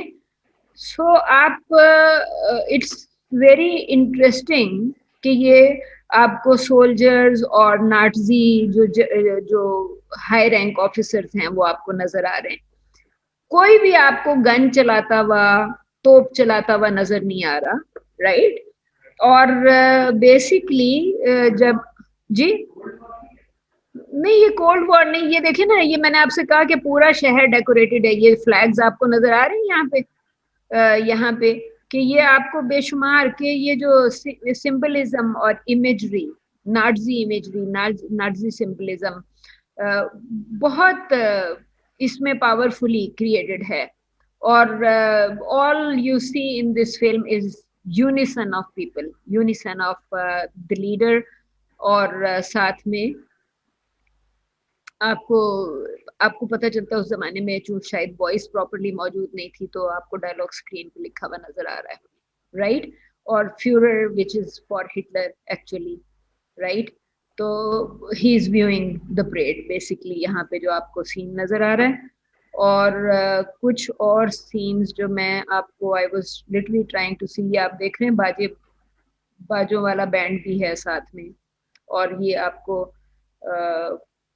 you would realize कि सोल्जर्स भी हैं और पब्लिक एट लार्ज। सो पूरी फिल्म में लिरिकल इमेजरी में unison is the most prominent element, जो आपको मैन्युफैक्चर्ड कंसेंट, एक जिसको वो world view of manufactured consent, not for German nation, German nation is only showing the unison, right? So आपसे मैं बेसिकली यही कह रही थी कि this is how then propaganda is created. और शायान, आप चूंकि मुझसे कह रहे थे कि आप फाइनल को प्रोपेगेंडा फिल्म पे क्रिएट करना चाहेंगे, तो मैंने आपसे क्वेश्चन मेरा जो था वो यही था कि राइट नाउ मैंने क्लास के शुरू में भी आई शोड अ सीन जो कि फिल्म के सीन के हवाले से कि हिटलर क्लाउड्स में से ट्राइमोटर प्लेन पे बैठ के उतर रहा है एक माइथोलॉजिकल कैरेक्टर की तरह, और बाद में शहर को परेड कर रहा है। तो I am discussing film scenes to show propaganda and to discuss how the dialectic is created, one shot with another, that जितने भी शॉट्स हैं वो सिर्फ एक ही डायलेक्ट आपसे कर रहा है कि the German nation is together with Hitler, ठीक है? सो हमें ये पता चलता है कि ह्यूमन हिस्ट्री मैनिपुलेट करती, मैनिपुलेट नहीं करती। आपने जो दिखाया हिटलर वॉज, अगर आप फिल्म के क्रेडिट्स देखेंगे तो हिटलर का नाम आपको प्रोड्यूसर की जगह पे नजर आएगा। So probably if you did not know कि वो फिल्म मेकर या प्रोड्यूसर का उसका कोई क्रेडिट है, तो this film actually tells you कि Hitler appears as producer on this film, right? और जिसका मतलब है कि स्टेट स्पॉन्सर्ड फिल्म है, पाकिस्तान में ISPR स्पॉन्सर करता है films, right? So this is a state sponsored film, okay? So जो दूसरी चीज जो मैं आपसे कह रही थी वो ये थी कि इट्स एन ओवरवेलमिंग स्पेक्टिकल। जब आप एक शॉट देखते हैं, एक शॉट के अंदर आपको जो चीज नजर आई that is known as thesis. दूसरा shot, shot 2, editing is part of shot 1 and shot 2। तो आपको शॉट 1 में जो नजर आया हिटलर का एक सीन नजर आया, shot 1, right? That is a thesis statement कि हिटलर अपने शहर को देख रहा है, लोगों को देख रहा है, right? And they are standing with him. दूसरे शॉट आपने दिखाया, एक शॉट में हिटलर दिखाया, दूसरे शॉट में बच्चा दिखाया शेकिंग हैंड विद हिटलर। और तो इसका मतलब ये है कि हिटलर का एक थीसिस स्टेटमेंट था और दूसरा जो शॉट है वो एंटी थीसिस। वो बच्चा हिटलर को देख के खुश हो रहा है, या औरतें बच्चों को देख के, या जनरल पब्लिक उसको देख के हाथ हिला रही है, राइट? सो एक शॉट को आप कहेंगे this shot is making a thesis statement, उसका एंटी थीसिस कि दूसरा शॉट क्या दिखा रहा है कि public is happy to see Hitler. दोनों का कंबाइंड मीनिंग क्या हुआ? कंबाइंड मीनिंग ये हुआ unison, German nation is with Hitler for this war, ठीक है? थीसिस, एंटीथीसिस, सिंथेसिस, दोनों का जो कंबाइंड मीनिंग है उसको आप सिंथेसिस कहेंगे, and that is how dialectic is created. समझ में आ गया कि from editing point of view कि शायद आई थिंक आप लोगों से तो मैंने नहीं डिस्कस किया, I was discussing in another classroom कि अगर एक शॉट में आपने एक आदमी को दिखाया और दूसरे शॉट में आपने एक सूप का बॉल दिखाया, तो दोनों शॉट्स का जो सिंथेसाइज्ड मीनिंग होगा वो शायद हंगर होगा, भूखा है ना। आप सूप दिखा रहे हैं, अगर आपने आदमी की के बाद अगला शॉट दिखाया कॉफिन में एक डेड बॉडी पड़े हुए, तो फिर थीसिस स्टेटमेंट होगी अ मैन, कॉफिन एंटीथीसिस, और सिंथेसाइज मीनिंग होगा ग्रीफ, कि आप एक डेड बॉडी के पास खड़े होकर ग्रीफ ही कर सकते हैं। पहला सिंथेसाइज मीनिंग क्या था? भूख, हंगर। इस दफा सिंथेसाइज मीनिंग था ग्रीफ। और अगर आपने मेल के बाद वो जो सेकंड शॉट है उसके बजाय एक औरत दिखा दी जो कहीं सोफे पे लेटी हुई है फॉर एग्जांपल, तो सिंथेसाइज मीनिंग क्या होगा? perhaps lust, right? तो यू कैन सी कि जो डायलेक्टिक इस तरह प्रोड्यूस हो रहा है कि पहले शॉट में क्या दिखाया, दूसरे शॉट में क्या दिखाया, तो मीनिंग्स आर कॉन्स्टेंटली चेंजिंग। तो जब डायलेक्टिक इस तरीके से, ये एग्जाम्पल आपको मैंने सिर्फ डायलेक्टिक का मतलब समझाने के लिए कहा। तो जो बैटलशिप पोटमकिन या ट्रायम्फ ऑफ द विल है, इसमें आप देख रहे हैं कि डायलेक्टिक किस तरीके से क्रिएट हो रहा है। जो आपने ओडिशा स्टेप के, ओडिशा मैसेकर के शॉट्स देखे थे, उसमें आपको नजर आता था एक क्लोजअप एक औरत का स्क्रीम करते हुए, उसके साथ आपको अगला शॉट नजर आता था सोल्जर्स का उनके ऊपर गन्स लेके अटैक करते हुए। तो डायलेक्टिक क्रिएट हो रहा है जिसमें आपको एक फियर और थ्रेट का एक एलिमेंट कॉन्स्टेंटली नजर आ रहा है। एंड आई सेड कि जो बैटलशिप पोटमकिन है वो एक्सट्रीमली वायलेंट फिल्म है, और The Triumph of the Will as opposed to Battleship Potemkin, ये आपकी वायलेंट फिल्म थी, ठीक है। ओडिशा मैसेकर, यू कुड सी कि ओडिशा कितना वायलेंट था, राइट। यहाँ ये आपको अभी भी पोटमकिन की तो कंप्लीट फिल्म नजर आ रही है आपको। अगर आप इसको देखेंगे तो यू वुड सी के 5 चैप्टर्स जो हैं फ्रॉम म्यूटिनी टिल एंड, कि जब वो उसको शिप पे कह रहे हैं कि ये मैगट्स के साथ भरा हुआ रॉटन मीट खाओ, और soldiers refuse to eat that rotten meat, और उसके बाद वो कैप्टन को भी मार देते हैं और प्रीस्ट को भी मार देते हैं because they don't want to eat rotten meat. तो आपको म्यूटिनी नजर आई ना, कि फौज ने अगर हुक्म नहीं माना तो म्यूटिनी है, right. So you can say कि ये 5 चैप्टर्स के साथ ये फिल्म किस तरीके से चल रही है, राइट। पहले चैप्टर में ये आपको ये मैगट्स नजर आ रही, ये सॉरी यहाँ पे बड़ा क्लियर सीन था जो ये मैं आपको ये देखें कि ये मीट है, और ये सेलर्स को कह रहा है कैप्टन के ये खाओ, और साथ में उसने प्रीस्ट को भी खड़ा कर लिया जो उसको कह रहा है there is no harm in eating it. और फिर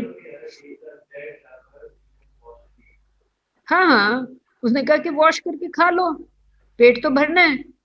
and then you are a soldier, soldier को तो इजाजत ही नहीं है कि हुक्म ना माने, उसको तो सिंपली ये है कि whatever you are told you have to do it, right. So you can see कि ये इंतहाई वायलेंट फिल्म है from point 1 to point end. It's the most powerful film, one of the most powerful film ever produced. World classics में आती है। आपको आप देख रहे थे कि स्क्रीमिंग वुमन पूरा इतना ओवर द लाइफ साइज, इस स्क्रीन के साइज का फेस नजर आया था ना when this woman was screaming, right. तो D.W. ग्रिफिथ ने निकाला था फिल्म को वाइड शॉट्स से इन वेराइटी ऑफ शॉट्स, वो जो वेराइटी क्रिएट कर दी थी वो D.W. ग्रिफिथ ने की थी, राइट। और उसके बाद यू कैन सी कि फिल्म टेक्निक कैसे डेवलप हो रही है, क्योंकि यहाँ पे भी आपको डायलॉग स्क्रीन पे लिखे हुए नजर आ रहे हैं, राइट। सो क्योंकि वॉइस मौजूद नहीं है इस वक्त तक प्रॉपर, हालांकि ये 1920s की फिल्म है ना, ऑडियो तो प्रॉपरली ऐड हुआ है, वॉइस ऐड हुई है इन 1930s। फॉक्स ने ऐड की, फॉक्स ने बड़ा काम किया ऑडियो को फिल्म के अंदर ऐड करने में। ऐसे ही कहाँ रह गया आतिर?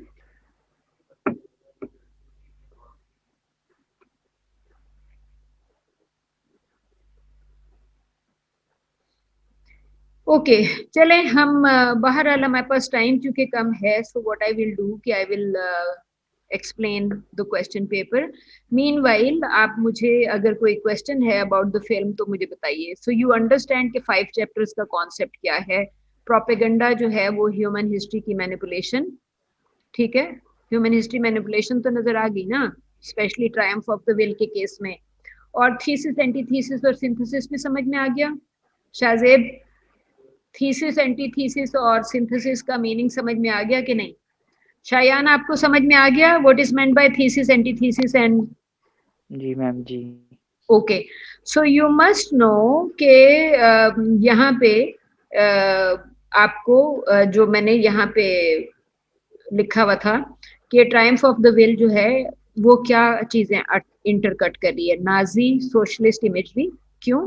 क्योंकि आपको स्वास्तिका नजर आया, जर्मन फ्लैग्स नजर आए। तो यू आर सेइंग कि जी नाजी सॉरी किधर गायब हो गया, और क्यों गायब हो गया, ओके। सो नाजी सोशलिस्ट इमेजरी के अलावा सोल्जर्स और सोल्जर्स के साथ आपको वो तमाम चीजें नजर आ रही हैं, राइट? एनी क्वेश्चन सो फार?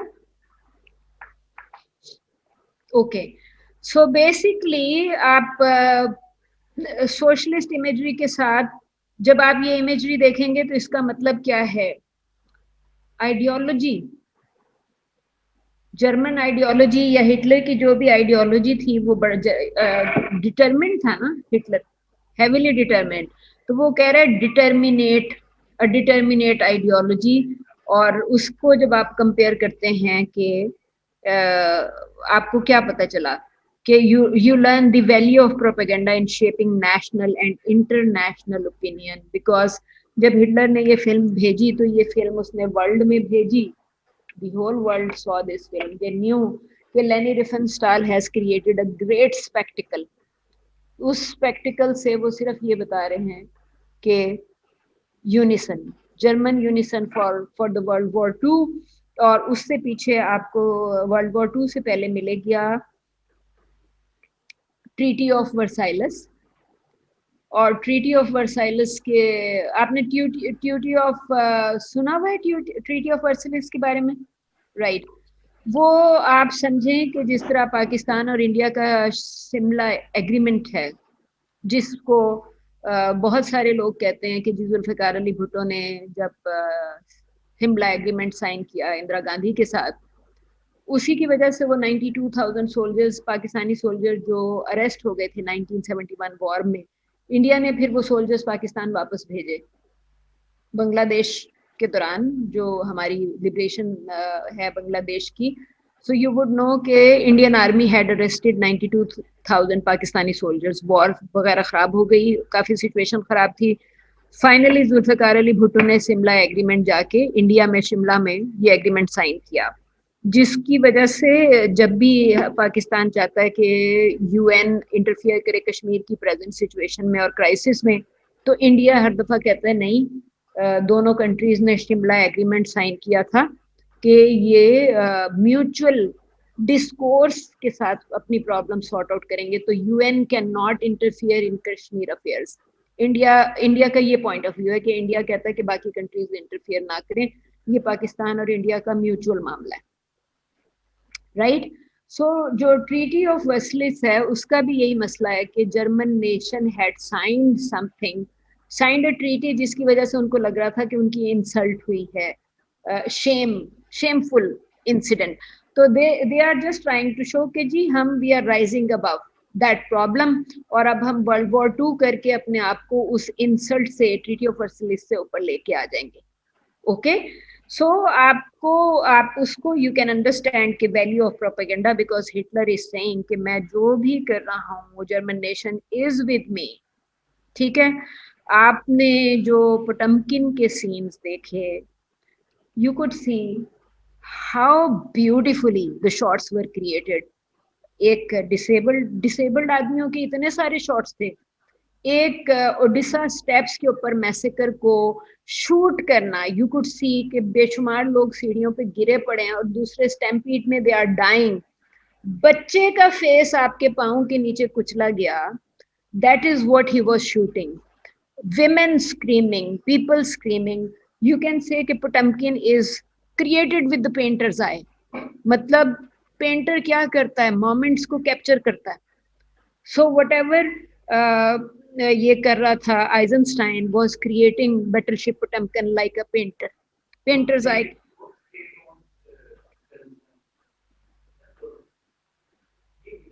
हाँ, दोनों डेफिनेटली, क्योंकि आप देखें ना कि अगर आपको एम्प्लॉय अगर पहले तो इवन इंडिया में भी अगर आप देखेंगे तो जब नए जब स्टूडियोज बनना शुरू हुए थे तो एक्टर्स एम्प्लॉयज होते थे ना, अभी तो एक्टर्स एम्प्लॉयज नहीं है। आप मंथली तनख्वाह मुकर्रर कर देते थे कि जी आप एक्टर हैं, आपको इतनी सैलरी मिलेगी। सो बेसिकली जो चीज आप ये कह रहे हैं, आपका पॉइंट क्या था आतिफ, आपका पॉइंट क्या था? State own. तो बेसिकली आपको ये नजर आ रहा है ना, क्योंकि फिल्म का जो स्टार्ट है उसमें तो स्टेट ओनरशिप बहुत ज्यादा है।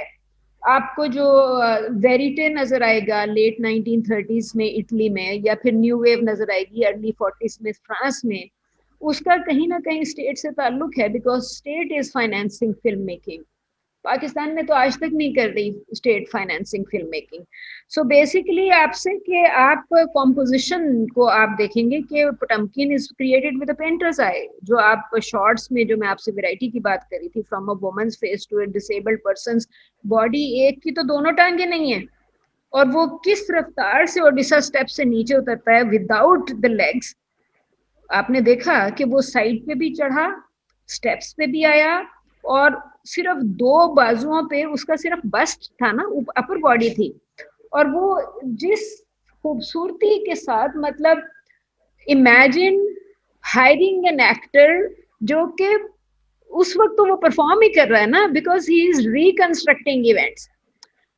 लेनी रिफेनस्टाल इज नॉट रिकंस्ट्रक्टिंग इवेंट्स। लेनी रिफेनस्टाल को कोर्ट ने क्यों फ्री किया आखिर, when she was arrested for this war crime that she made this film?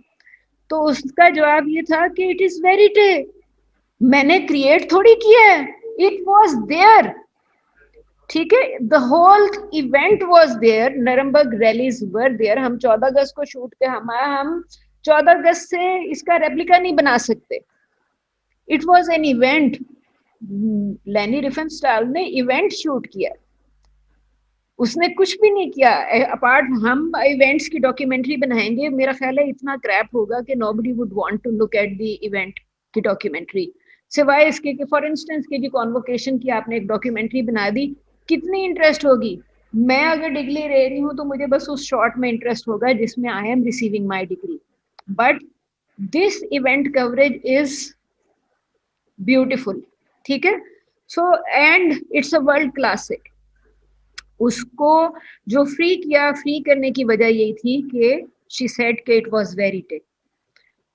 Potemkin is not a verite. This is a reconstruction of events. दोनों को आप देख सकते हैं कि दोनों प्रोडक्शंस में कितना ज्यादा फर्क है। The second is a reconstruction of events. Atif आप आए नहीं, वैसे Shayan was willing for presentation too, तो मैंने उससे कहा कि people were not there, so I started discussing propaganda because I wanted to complete the topic. अच्छा, दूसरी चीज जो है, आपको जो चीज रियलाइज करें वो ये देखें कि जब हिटलर यूनिसन शो कर रहा है, सोशल मेमोरी मैनिपुलेशन है। हिटलर पे तो इल्जाम है वैसे भी कि वो शायद हिप्नोटिस्ट था। कहते हैं ना लोग कि हिटलर हिप्नोटिस्ट था। हिप्नोटिस्ट तो I don't know him as an hypnotist right now, I am looking at him as a film maker, right? So उस फिल्म में जो यूनिसन नजर आ रहा है, आपको नजर आ रहा है कि पूरी सोशल मेमोरी ग्रास्प पे है। वो जो चॉम्स्की का पॉइंट था वो क्या था? चॉम्स्की इसी चीज को एक डिफरेंट तरीके से कह रहा था, जो उसमें लिखा नहीं था कि इट्स अ शैम। शैम कह रहा था ना। What are we seeing? Manipulation of social memory, क्योंकि सारी पब्लिक हिटलर के साथ खड़ी है, सारे soldiers, whole German nation one there is standing there with Hitler. तो जिसको आप क्या कहेंगे? Manipulation of social memory, because everybody, and I said के people forget के this is today known as war crime of a nation. ठीक है, black history of a nation. आपको वो जो 5 chapters और 9 chapters की मैं बात कर रही थी, आतिफ सो गए आप?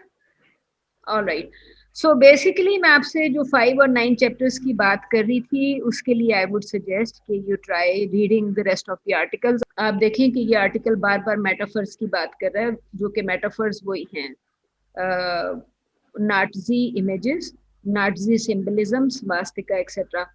इसमें वो जो डायलेक्टिक के पॉइंट ऑफ व्यू से ये इस डायग्राम पे ये आइजनस्टाइन का जो बैटलशिप पोटमकिन का डायलेक्टिक है, आपसे मैंने कहा था it's like a triangle.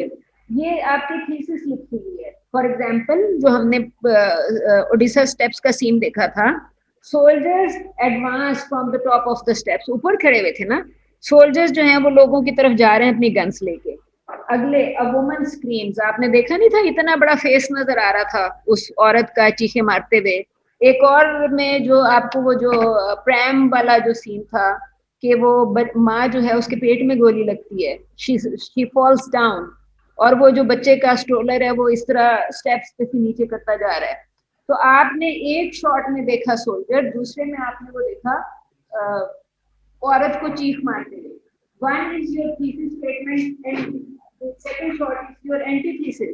Synthesized meaning ये recognition of oppression कि आप पूरी नेशन को ऑप्रेस करने की कोशिश कर रहे हैं। वो जो आपके जार के जो लोग थे, अगर वो गन्स लेके जा रहे हैं लोगों के ऊपर, और या फिर इवन शिप का जो कैप्टन है वो कह रहा है कि ये मैगट्स वाला मीट खा लो तुम, ठीक है, तो आप ऑप्रेस कर रहे हैं ना।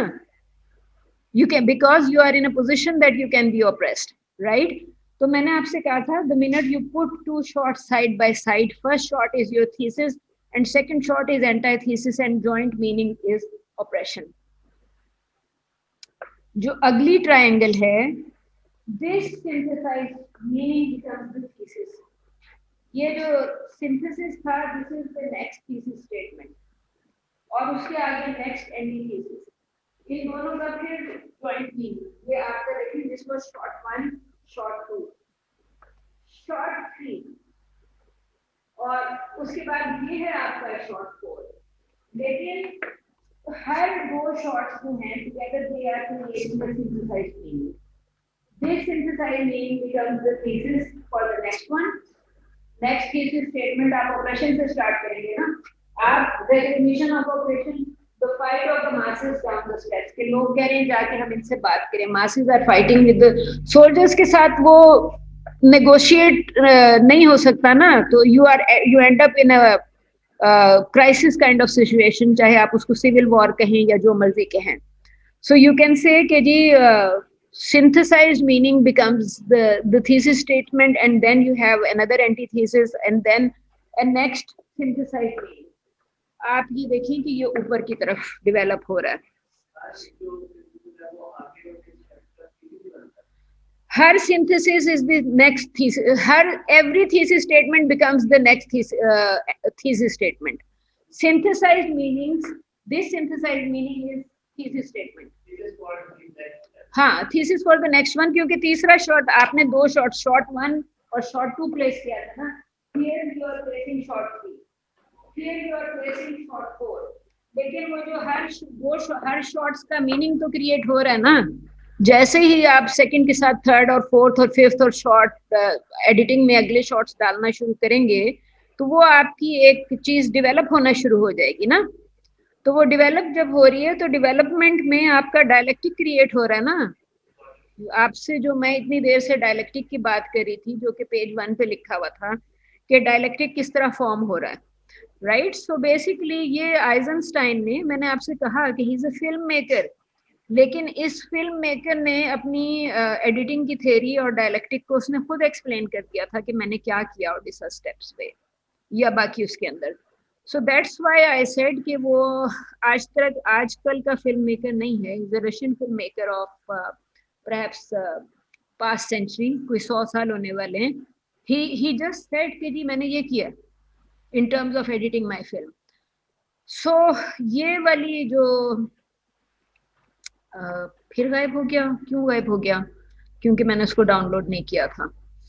ऑलराइट, सो बेसिकली आपसे जो मैं बात करी थी वो सिर्फ इतनी थी कि similar kind of dialectic is also produced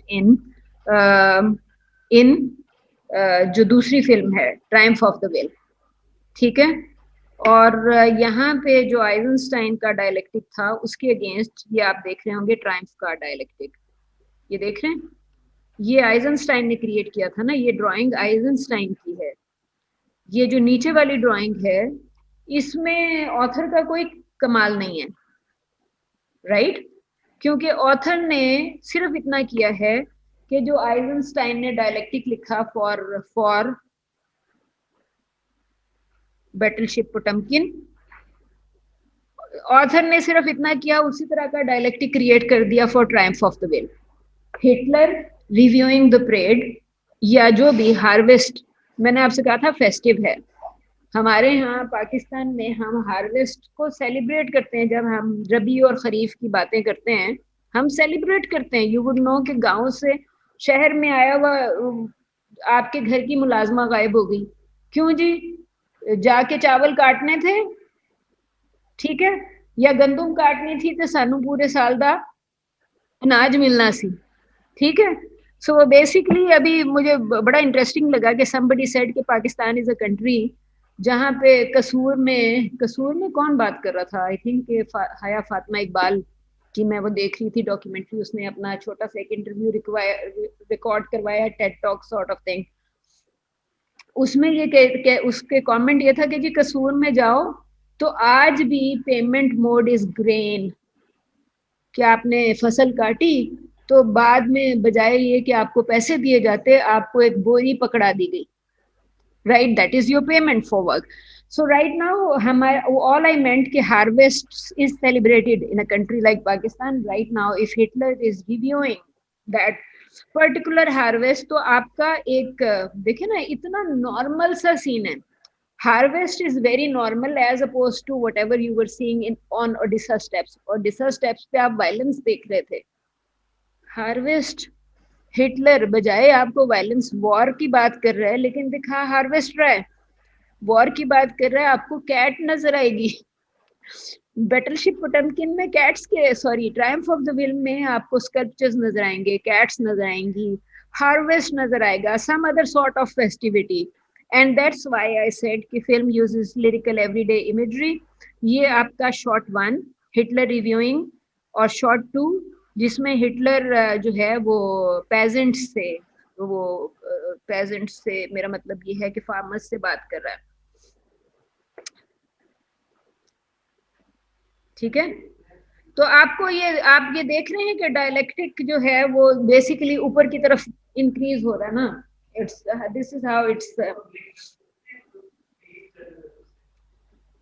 हाँ, अगर आप करना चाहते हैं जरूर करें, बिकॉज पीस जर्नलिज्म भी अगर है तो that is another kind of dialectic ना। Dialectic is only talking about how one short thesis, short 2 antithesis, synthesized meaning and how it develops on, as long as जो भी आप उसको एनालिसिस लिख रहे हैं या जो एनालाइज कर रहे हैं, as long as you can convince your reader or listener what you are trying to say, you are good. Peace is about win-win, कि जी ज्यूज भी हक पे हैं और जो पैलेस्टीनियन है वो भी हक पे है। आपको दोनों के दरमियान कोई ऐसी जगह ढूंढनी है कि दोनों को आपकी न्यूज देख के ये ना लगे कि ओ मेरी न्यूज इसलिए इस तरह की है कि बीबीसी तो चूंकि एंटी मुस्लिम बात शायद कर रहा है तो वो पैलेस्टीनियंस को बुरा दिखा रहा है, बल्कि बीबीसी ये नहीं कर रहा। BBC is trying to show कि जी ये पैलेस्टीनियंस ने ये गलती की और ज्यूज ने ये गलती की तो ended up with a war-like situation। तो उसने दोनों की सच्चाई खोल के सामने रखी। तो पीस जर्नलिज्म दोनों को इवनली ट्रीट करेगा। हम इस वक्त तो उसकी बात इवननेस की बात ही नहीं कर रहे, we are talking about dialectic. It can be any type of short. वो ये नहीं कह रहा कि वो shorts are not placed together with the objective of peace journalism और war journalism. It is just saying that this short is about thesis and this next short is the antithesis, and these shorts together have one meaning, which is synthesis. Then synthesis becomes the thesis statement and you have antithesis, and then it has a new synthesized meaning, and that new becomes the thesis for the before the third short, and it goes on and on. So he is only talking about dialectic here, कि dialectic जो है वो किस तरीके से produce हो रहा है। वो बात ही नहीं कर रहा है कि दिस डायलेक्टिक का has an objective to create peace और this dialectic has an objective to create war. This dialectic is only showing unison of a nation, national will, manufactured consent, जिसको हम प्रोपेगेंडा के जो वर्ड्स थे manufactured consent etcetera. और अगर हम उस पर वापस चले जाएं तो वहाँ पे वो जो लिटरेचर रिव्यू नजर आ रहा था उसमें probably there would be many other words also जो कि आप अभी तो हमने यहाँ से एक ही वर्ड उठाया था ना, मैन्युफैक्चरिंग कंसेंट के। हाउ वर्ल्ड व्यू कैसे क्रिएट होगा? वर्ल्ड व्यू ऐसे, because you have created some, you have manufactured consent कि most people want this, most people, it looks like that most people want it or most people present it. यहाँ पे for instance लिखा हुआ है, ये देखें, ये लिटरेचर रिव्यू में लिखा हुआ है कि participates in propaganda campaign helpful to elite interest. Yes, in this particular case elite interest, सारे आपको जर्नल्स, मैंने आपको ये जो शॉर्ट दिखाया था यहाँ पे जर्नल्स खड़े हुए थे, ठीक है। एलीट इंटरेस्ट, अगर हिटलर खड़ा हुआ है और उसके साथ नाजी जनरल्स खड़े हुए हैं, तो यू आर जस्ट शोइंग कि what is the elite interest right now, और what is it that people want. तो आप सिंपली, और इवन अगर वो जो आपसे मेरी बात हुई थी कि जी अंग्रेजी जबान वाली, एलीट इंटरेस्ट नहीं है, अंग्रेजी जबान एलीट इंटरेस्ट की बात है, बिकॉज एलीट वांट्स कि ये लुक होनी चाहिए, एवरीबडी शुड लुक, सारी पाकिस्तानी लड़कियां जो हैं वो अगर जीन्स में नजर आएंगी तो you would end up with a modern look. Elite interest, jeans ज्यादा बिकेगी।